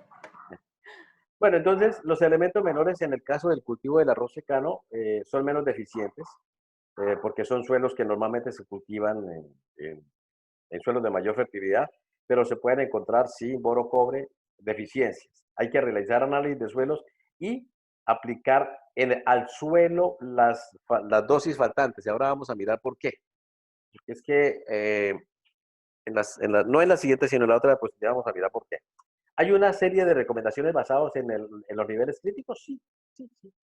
Hay recomendaciones basadas en los niveles críticos. Lo mismo. eh, no han sido perfectas, pero funcionan. Dependiendo del análisis de suelo, si es el nivel crítico medio o bajo, cuánto debo aplicar yo en cada uno de ellos y para saber si estoy deficiente, si estoy en un término medio o estoy en un término alto. Análisis de suelos, por favor, para tomar las decisiones y las recomendaciones. Mm, Decía que hay un elemento importante y es que en muchas ocasiones nos dicen, oye, es que los elementos menores y mucha de la fertilización la podemos suplir o reemplazar si yo la hago foliarmente. Y nos han vendido esa idea durante muchos años. Y sobre la fertilización foliar, esta diapositiva muy rápida, digamos, es como para tratar de entender, pero sobre todo de sopesar si la puedo, la debo o no la debo aplicar y por qué. Primero que todo, en muchos de los trabajos que realizamos nosotros probando más de 20, 25 productos foliares, no se encontraron respuestas significativas cuando yo tengo mi cultivo bajo condiciones adecuadas. Es decir, no hay respuesta. ¿Por qué? Porque todos los nutrientes los están absorbiendo del suelo. Segundo, cuando me dicen a mí es que vamos a reemplazar el 50% del nitrógeno con esta fuente que tiene nitrógeno, pues uno dice, hombre, si yo voy a aplicarle 2 litros y esa vaina tiene 180 o 200, el 20% más bien de nitrógeno, si voy a aplicar 2 litros, 4 litros, estoy aplicando 0.8 kilogramos por hectárea de nitrógeno. Y recuerden ustedes cuántos kilogramos de nitrógeno necesitaba yo para un cultivo para producir 5 toneladas. Entonces no estoy aplicando la cantidad de nitrógeno. No la estoy aplicando. Así sea en forma directa, así sea ya, digamos, en forma procesada.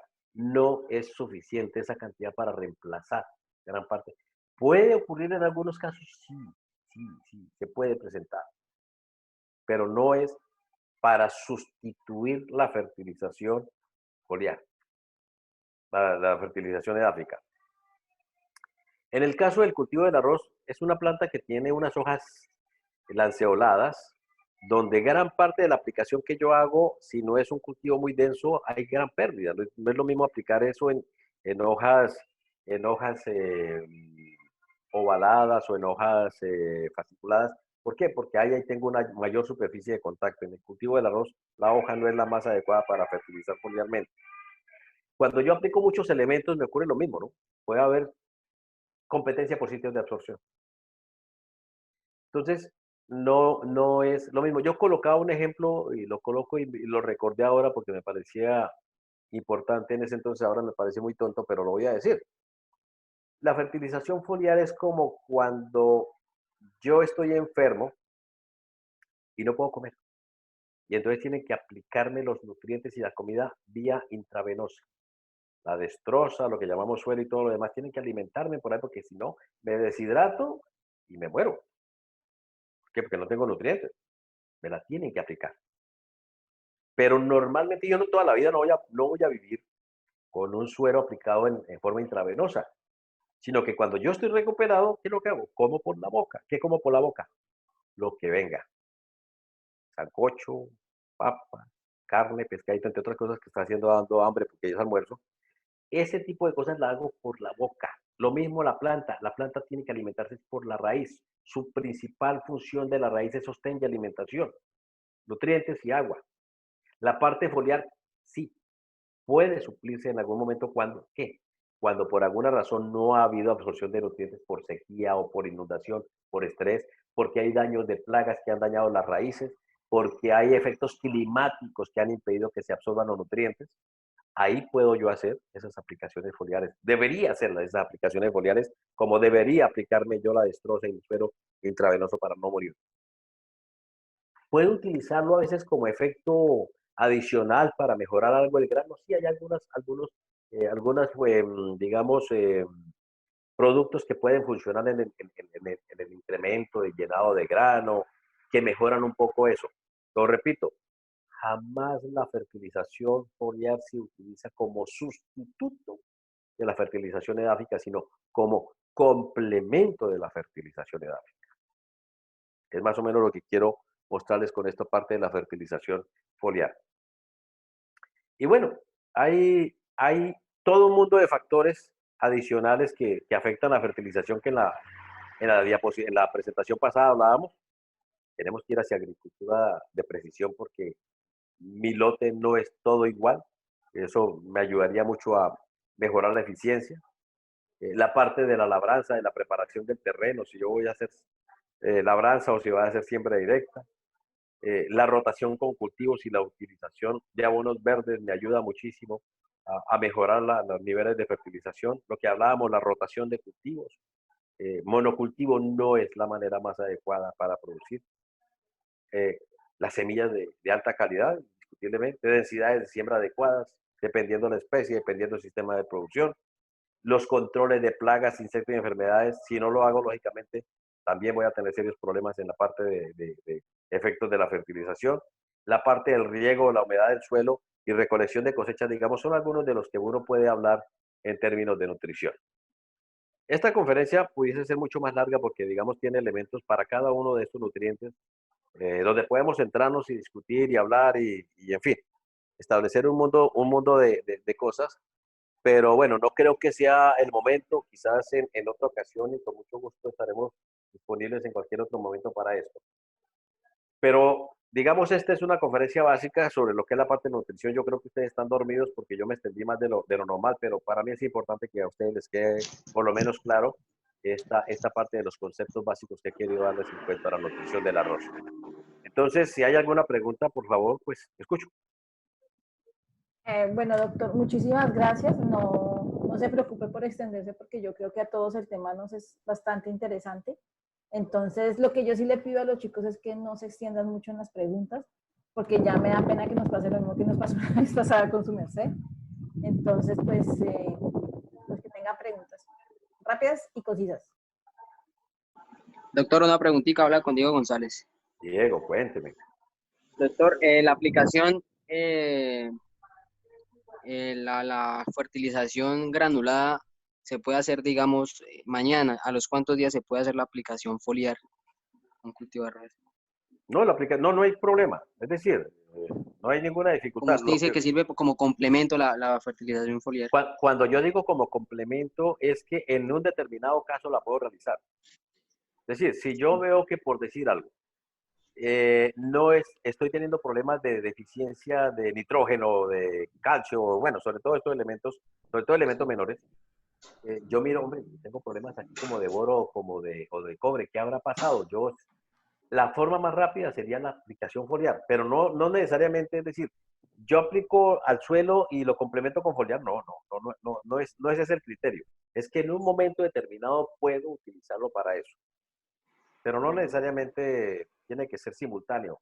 Pero yo la puedo aplicar inclusive al mismo tiempo, solo que lo que yo hago a nivel de fertilidad del suelo es con todos los nutrientes en forma y foliarmente es como para los problemas que se me puedan presentar en un momento determinado. Pero no hay tiempo, se pueden aplicar simultáneos, no habría dificultad. Listo, doctor, muchas gracias. Doctor, tengo dos preguntas acá en el interno y otra para todos. La pregunta por interno es, ¿cuál es su opinión sobre las cales líquidas que últimamente se comercializan? Y la segunda pregunta, ¿cuál es la diferencia en cuanto a la eficiencia de la fertilización entre el método secano y el método inundativo? Bueno, las cales líquidas, volvemos a lo mismo de foliar. Esas cales líquidas me dicen a mí que me corrigen la acidez con 10 litros o con 5 litros. ¿Cómo? No lo escuché. Esas cales me dicen a mí que yo puedo recorregir la acidez con 5 o 10 litros. Y si yo necesito 2 o 3 toneladas de cal, recuerde qué es lo que hace el efecto de la corrección de la acidez nuevamente. La parte de carbonato y esto. Yo puedo con esos productos seguramente aumentar la superficie específica, puedo tener algunos efectos importantes en el suelo, pero yo la verdad, primero que todo, no las conozco muy bien, habría que probarlas, pero teóricamente y en forma hipotética no van a reemplazar a la aplicación de cales normalmente. Ahora, si ustedes tienen experiencias y que las hayan utilizado y digan es que controlamos la acidez con eso del suelo, fantástico. Yo no las conozco primero que todo, no haría más, digamos, el decir, pero teóricamente, de forma hipotética, eso mismo de la fertilización foliar. Cuando me dicen, mire, aplique este fertilizante foliar que reemplaza la fertilización nitrogenada. Yo digo, caramba, yo necesito 120 kilogramos de nitrógeno, que equivale más o menos a 6 bultos, 7 bultos de urea. ¿Y la voy a reemplazar con un litro? No, es que yo creo que también hace falta como más evidencia científica en Sí, esa no, parte, no más ensayos. claro, claro, no, claro. Porque es que ese tipo de cales vienen, por lo menos, hay unas, por hablar de otro tema, hay unas arcillas, la vermiculita y eso que se aplican, que tienen una superficie específica enorme, que ayudan a mejorar la parte coloidal y de retención. Sí, eso se puede, pero ¿qué cantidad debo aplicar yo de eso para realmente hacerlo en mi suelo? Eh, digamos, muy aventurado pensar en que uno va a corregir la acidez con ese tipo de cales. No sé, yo no. Yo conozco inclusive muchos de los vendedores y hemos hablado mucho sobre eso con ellos. Pero yo les digo, bueno, listo, si eso funciona, hagamos unas pruebas de campo donde se comparen con las cales convencionales, se hacen los respectivos análisis, todo, para mirar el proceso de incubación, las concentraciones de aluminio, la parte de acidez, el efecto sobre la planta, la residualidad que puedan tener. Y pues, hombre, si eso funciona, fantástico. Si la hidroxicloroquina funciona contra el COVID, fantástico, la usamos, pero ¿y si no? Solamente queda como algo de comercialización. Y lo Ok. otro es la fertilización con respecto a los sistemas de secano y riego. El riego uno hipotéticamente va a requerir menos cantidad de insumos por aquel efecto de la lámina de agua, pero no significa que no va a requerir, claro que va a requerir todo lo que es la parte de nitrógeno, todo lo que es la parte de potasio, de fósforo, se va a requerir aplicar en las dosis dependiendo del análisis de suelos. Pero claro, en condiciones de riego donde yo maneje la lámina de agua, ojo, porque otra cosa es cuando yo tenga mi suelo inundado y yo no sé si hay agua estancada durante 3, 4 meses o hay un agua que está corriendo y me está sacando todos los nutrientes del suelo. Eso es diferente. El riego es cuando yo hablo de lámina de agua controlada, con caballones, con todo este tipo de cosas. Y hay que analizar el resto, lo otro, ¿no? Porque yo puedo tener riego, pero es un chorro de agua que entra y sale, me está lavando el lote. Totalmente me está lavando. Es diferente. Bueno, entonces aquí tengo dos personas que levantan la mano, entonces primero pregunta Juan y después pregunta Eduardo.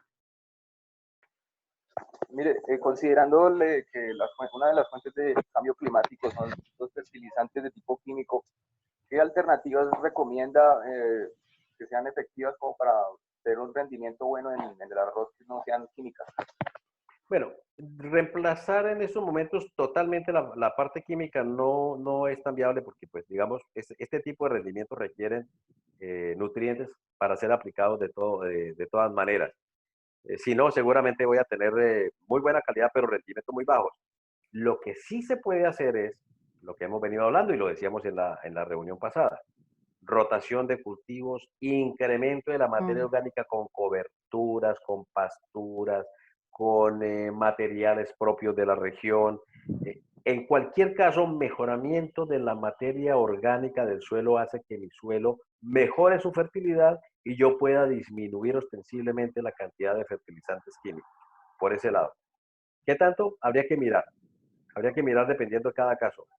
Pero digamos, reemplazar y ser competitivo es otra cosa. Porque yo puedo tener 2 hectáreas y utilizo boñiga de ganado y raquis de palma y no le aplico absolutamente nada de nutrientes y de repente obtengo 1,5 toneladas, 2 toneladas de arroz y casi que puedo decir, señor, este es arroz orgánico. Este es arroz orgánico y lo vendo. ¿Quién me lo paga? Más caro que el otro arroz. Para eso ya hay sellos verdes y este tipo de cosas. Es decir, ahí entra a jugar es el mercado. ¿Por qué? Porque efectivamente yo puedo demostrar que mi arroz lo pude. Aló, doctor, se le cortó. Aló, no le estamos escuchando, doctor. No, Ahí me profe, yo está, sí lo escucho. ahí, escucho. Ah, Yo ya. ahí me escucho. está escuchando. Entonces, necesito, claro, sí, dosis altísimas de materia orgánica, 10 toneladas, 20 toneladas por hectárea. Lo puede hacer en un lote pequeño. En lotes grandes, difícil. Por eso ahí viene todo el manejo rotacional, sistemas de cultivo, sucesión de cultivos. Es toda una cuestión integrada. ¿Aló? Aló, le estoy escuchando. Quedó resuelta su pregunta, Juan. ¿Aló? Juan. ¿Aló? Bueno, Sí, yo te escucho. seguimos con Eduardo, quien fue quien hizo la pregunta, y aquí tengo otra pregunta de Paulina. Entonces, Eduardo. Muy buenas tardes, doctor. Sí, buenas tardes. Tengo dos preguntitas. La primera acerca de las enmiendas y la segunda es de lo del fósforo. Bueno, en la primera es que ¿en qué momento es óptimo aplicar? ¿Antes o después de la siembra? Y si ¿Qué es cosa? ¿Las enmiendas o las...? las enmiendas, sí, sí, señor, las enmiendas. Y si es antes, ¿qué lapso de tiempo se debe dejar en el suelo para su efectividad y posteriormente su siembra de arroz? Bueno, las enmiendas, cuando hablo de enmiendas estoy hablando de correctivos para el caso del arroz. Deben hacerse siempre antes de la siembra, incorporadas por lo menos 20 a 30 días antes, normalmente. Y es el tiempo de reacción de de los carbonatos de calcio, están entre 30 a 60 días. Eso significa que en un periodo entre 30 y 60 días yo lo puedo aplicar muchísimo mejor. Debo hacerlo antes e incorporado y en suelo y que haya suelo húmedo para que reaccione. Porque como le decía, si no hay suelo húmedo y lo aplico hace 60 días, pero no ha caído agua, no ha reaccionado. Es como si lo aplicara hoy. Y en segundo lugar, dependiendo la fuente, porque hay unas cales, los carbonatos se deben aplicar más, pero los óxidos, que son las llamadas cales apagadas y las cales vivas, óxidos e hidróxidos, sí reaccionan mucho más rápido, pero hay un peligro para su uso y para su manejo. Eso es una partecita que hay que manejar muy bien en ese tipo de cales de óxidos e hidróxidos, que se pueden utilizar, que son efectivas también y que se pueden aplicar en cortos tiempos. Pero en todo caso, hay que hacer incorporación para cualquier cultivo. Porque recuerde, hay poca movilidad y necesitan estar en contacto con el suelo, en contacto con el agua, para que haya la parte de hidrólisis y de la parte de doblamiento de los carbonatos a los óxidos carbónicos para que produzcan los iones hidroxilo, para que interactúen con los iones hidrógeno, que son los que controlan la acidez. Eso correcto. En el caso del fósforo, depende. Porque si yo tengo suelos muy ácidos, la mejor es una fuente de lenta solubilidad como las rocas fosfóricas combinada con superfosfatos, con fuentes más solubles como DAP, MAP, superfosfatos y otras al momento de la siembra y eso. Si yo tengo muy buen fósforo en mi suelo, no necesito hacer aplicaciones previas de fósforo, como las rocas fosfóricas. Trabajo simplemente con las fuentes solubles, superfosfatos, difosfatos, monofosfatos, como quiera, cualquiera de ellas, al momento de la siembra, y eso sería fundamental. Pero por eso digo yo, depende, no es una fórmula mágica, depende del sistema, depende del contenido del suelo, depende de mi textura del suelo, del manejo del cultivo que le voy a dar. Por eso es importante conocer todo este tipo de interacciones. No sé si te respondí. Sí, señor. Sí, muchas gracias. Sí, ya. Esa era Tengo otra pregunta aquí interna. Yo sé que esta pregunta depende del tipo de suelo, doctor, pero igual se la voy a hacer. ¿Cuántos ciclos del cultivo de arroz es recomendable para implementar en un mismo terreno o lote sin que se empiecen a tener aspectos negativos en cuanto a la fertilidad del suelo? Sí, depende mucho. Sí, Depende mucho. es una pregunta muy amplia. Sí, depende mucho. Pero a ver, lo que te decía, cuando uno miraba los suelos aquí en la zona de nuestra región del Meta, en suelos de terrazas medias, terrazas bajas, no inundables, pero que sí se podía colocar a los riego, a los 10 años de monocultivo ya había serios problemas. En los 20 años ya habían severos problemas de compactación y de degradación del suelo con efectos terriblemente nocivos en el cultivo. En la zona de Arauca, en las sabanas inundables, a los 5 años ya teníamos efectos terribles comparados a los 20 años de aquí. Entonces depende mucho el manejo, depende mucho del tipo de manejo que le hayamos dado. Por eso hay que hacer los muestreos de suelos en la parte física y en la parte química, perdón, y en la parte física, que fue lo que en la anterior conferencia dejamos como unos indicadores de densidad y esto. Varía mucho, varía mucho. En sabanas ácidas, por lo menos, uno aplica muy buenos contenidos de fósforo y a los 4 o 5 años ya se encuentran las deficiencias de calcio, se encuentran deficiencias, es decir, a los 4 o 5 años ya hay que volver a hacer remoción del suelo, incorporación de cales y de fósforo nuevamente. Pero ya es por el ecosistema de sabanas, que es otra cosa.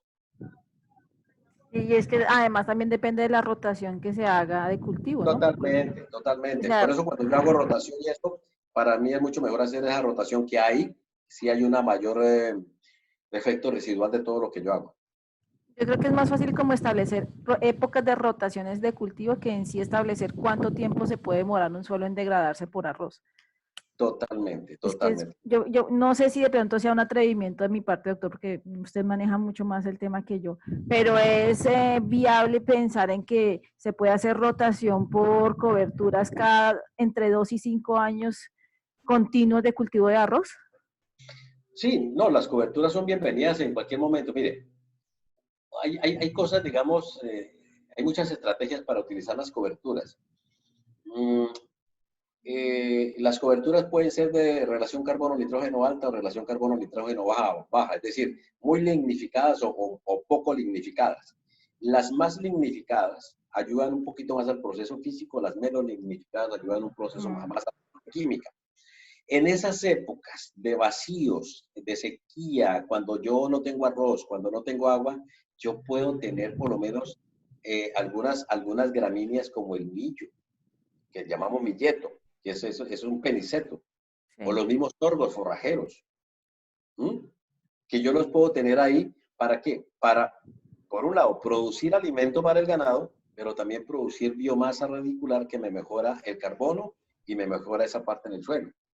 Esos cultivos, por lo menos a los 30, a los 60 días, ya se pueden estar cosechando para hacer ensilaje y demás. Pero puedo estar aprovechando esa época de sequía para tener una cobertura ahí. Eso puede ser anual o puede ser, nosotros estamos trabajando con infinidad de tratamientos. 6 meses en una cobertura, 6 meses en el cultivo principal, 2 años en el cultivo principal, 6 meses en cobertura, y así. Importante, como se pueda, o solamente en rastrojo, en mantener esos lotes, ya ayuda muchísimo a la parte del cultivo. Es muy relativo realmente, muy relativo. Lo que sí es cierto es que la mecanización me destruye a mí lo que yo puedo hacer en 10 años de mejoramiento con un rastrojo o con una cobertura. ¿Alguien más tiene preguntas? ¿O puedo leer otra pregunta acá que tengo por interna? ¿Nadie más tiene preguntas? Yo, profe, yo tengo una pregunta. Dígame, Raúl. Buenas tardes. Es Buenas que tardes. hace poco, bueno, antes usted comentó que pues para el control de malezas y eso, entonces yo una vez escuché que para el control del arroz rojo utilizaban una fertilización anticipada del cultivo. Entonces se fertilizaba el terreno, se hacía que se creciera el arroz rojo, o sea, la maleza, larvense, y luego se hacía una quema química. ¿Eso qué tan viable es para el suelo y para el cultivo? Eso se puede hacer, pero la mejor forma de controlar el arroz rojo es comenzando a utilizar semilla certificada que no tenga arroz rojo. Es decir, eso ya es una medida preventiva. Ya cuando tengo el problema por X o Y motivo, lo que se hace normalmente es lo que tú acabas de hacer, ni siquiera fertilizar, sino sencillamente mójese los lotes para que germine toda esa maleza. Se hace una desecación química, normalmente se hace con Roundup o con cualquier producto de estos desecantes, y ahí sí se siembra el cultivo, el arroz. En algunos casos utilizan semilla pregerminada, si no se puede tapar, porque si yo le vuelvo a meter la rastra o eso, vuelvo a proliferar la cantidad de arroz rojo. Sí, pero eso son, digamos, las quemas previas.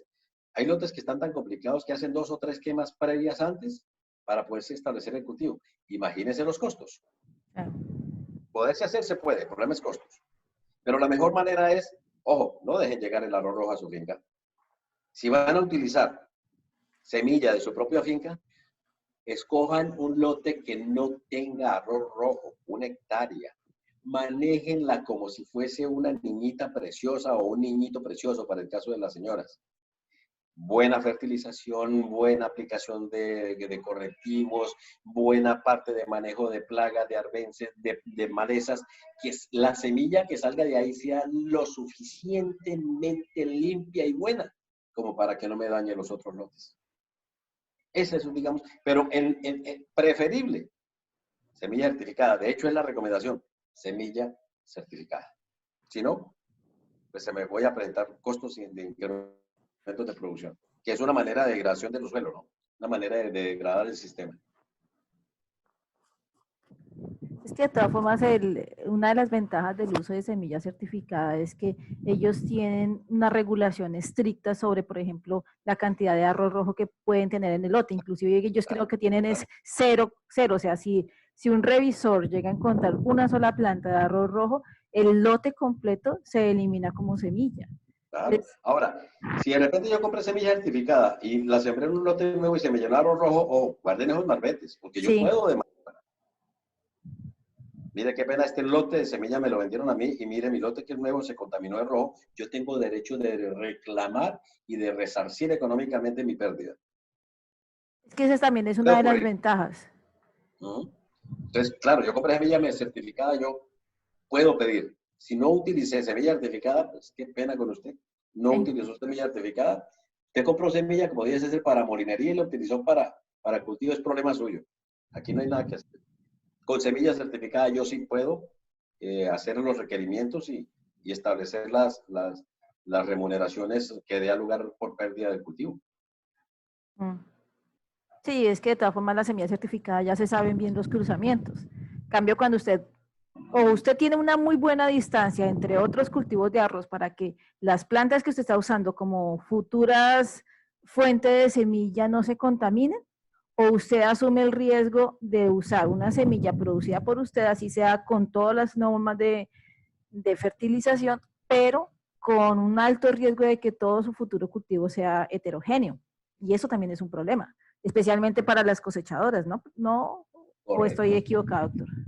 No, correcto.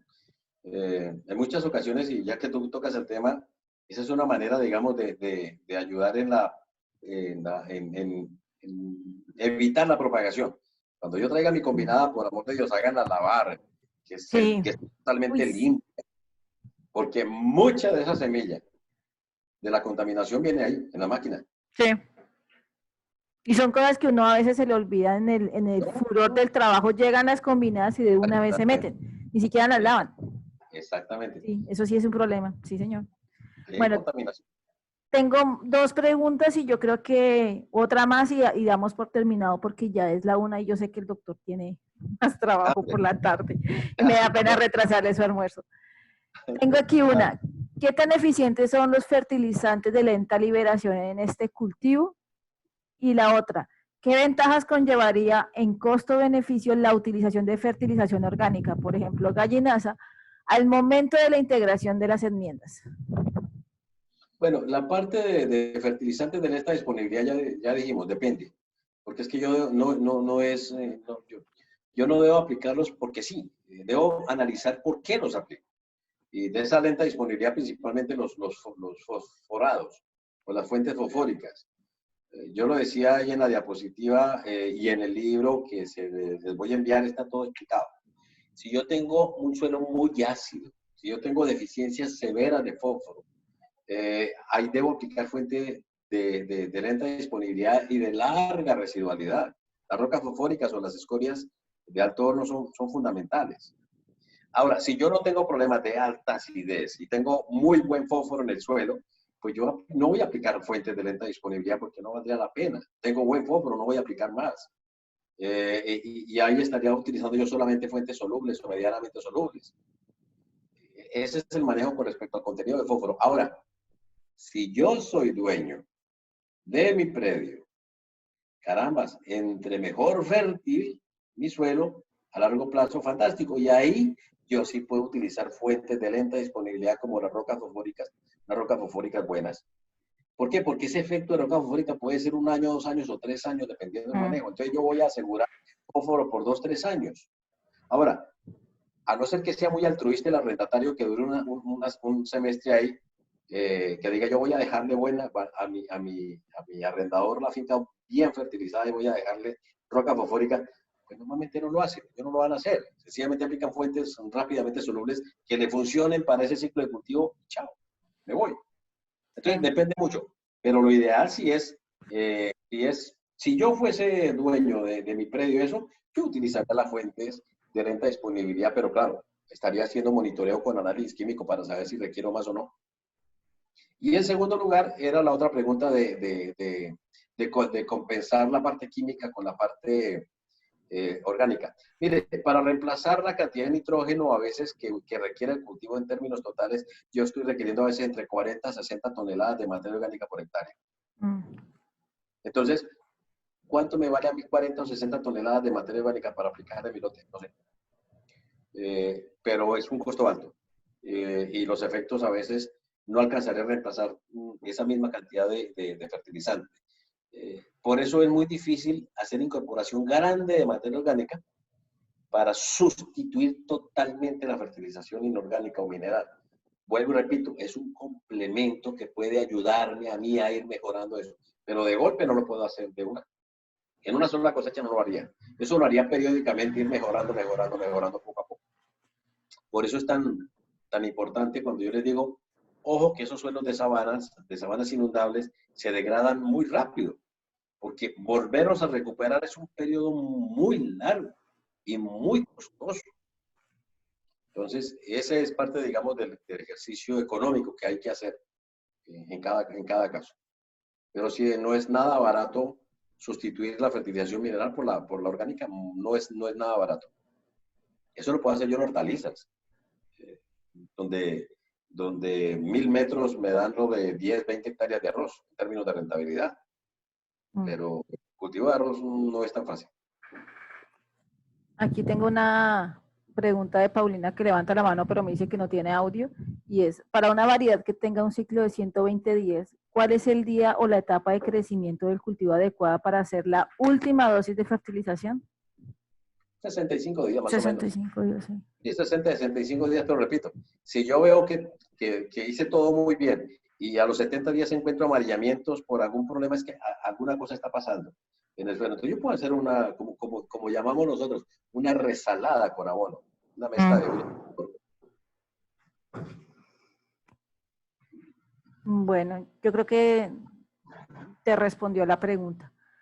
Pues doctor, yo creo que no hay más preguntas. ¿Aló? ¿Aló? ¿Aló? Yo creo que se quedaron dormidos.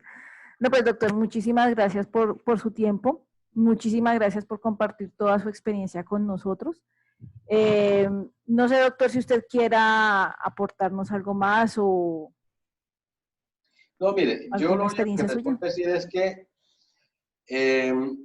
tal vez se lo decía en la conferencia pasada, y es que cuando uno está terminando la profesión, y sobre todo cuando uno sale graduado de su profesión, y le dicen, bueno, ustedes a lo mejor ya no, porque muchos de ustedes tienen ya experiencia propia particular en sus áreas de trabajo, y le dicen, mire, le voy a dejar esta finquita de 500 o 1000 hectáreas, pero hágame la recomendación de qué debo hacer. Es cuando uno dice, oiga, carajo, ¿yo aprendí algo para hacer esto? ¿Será que sí? Entonces, la respuesta es sí. Sí, ustedes han tenido unas bases importantísimas en su formación, que aparentemente uno no las sabe, pero cuando comienza y tiene que comenzar a tomar decisiones, se da cuenta que hay fundamentos allá. Pero, no les dé pena preguntar a los demás. No les dé vergüenza preguntar a los demás. Que es mejor que le digan, oye, y es que usted no aprendió, pero le voy a decir cómo es para que aprenda, a que usted cometa la equivocación y siempre se quede con la duda de por qué se equivocó. Hay que preguntar, siempre. Y lo decía la vez pasada también, uno aprende todos los días, inclusive de aquellos que supuestamente son analfabetas por alguna razón. El analfabetismo no es sinónimo de ignorancia. Pregunten, aprendan todos los días. Todos los días se aprende. Todos los días se aprende y pregunten. El día en que uno diga no pregunto es porque ya se le olvidó todo. Cuando uno estudia, cada vez aprende más de menos cosas hasta que llega el momento en que sabe casi todo de casi nada. Y es cuando se da uno cuenta de que aparecen muchos los dependes. Entonces, por ejemplo, cuando usted pregunta tal cosa, aparece un sinnúmero de situaciones, porque en la medida en que se aprende, aparecen más preguntas y más dudas, pero tú puedes manejar ya con mayor criterio la decisión final. Pero repito, pregunten, pregunten, pregunten. Y en mi caso, ahí estamos disponibles para cualquier tipo de inquietud. Aquí mi sede es en el Centro de Investigación en La Libertad. Y bueno, ahí los esperamos cuando ustedes consideren que pueden estar o puedan llamar o puedan venir. Ahí está también mi correo electrónico de la entidad. Y bueno, disponibles para cualquier cosa que ustedes puedan utilizar.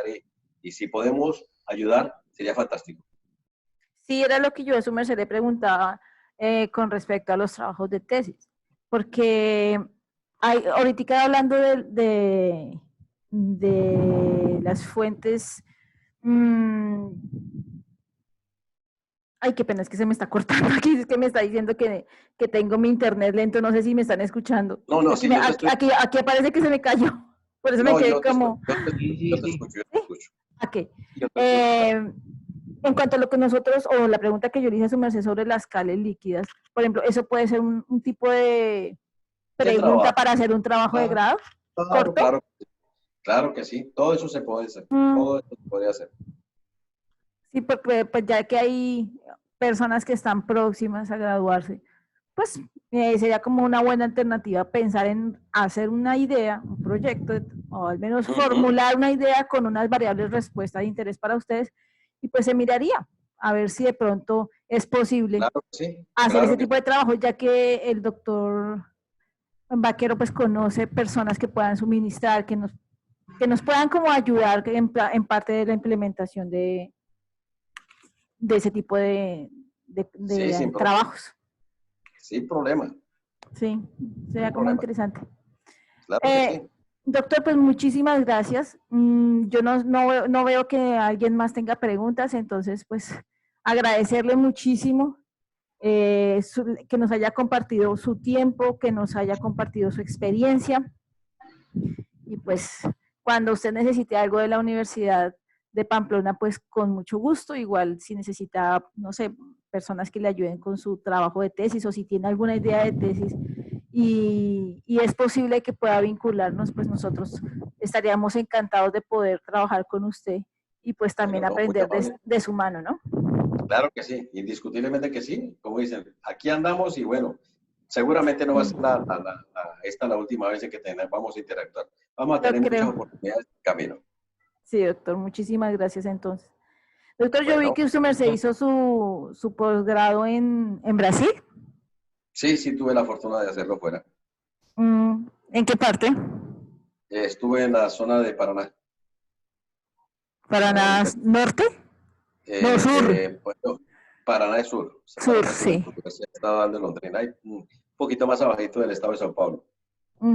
Sí. Bueno, doctor, entonces de todas formas muchísimas gracias. Y igual cuando necesite algo sobre semillas o algún trabajo que quiera hacer con semillas, nosotros estamos interesados también. Perfecto, sin problema. Como te digo, vamos a tener la posibilidad de interactuar en muchísimas más ocasiones si Dios lo permite.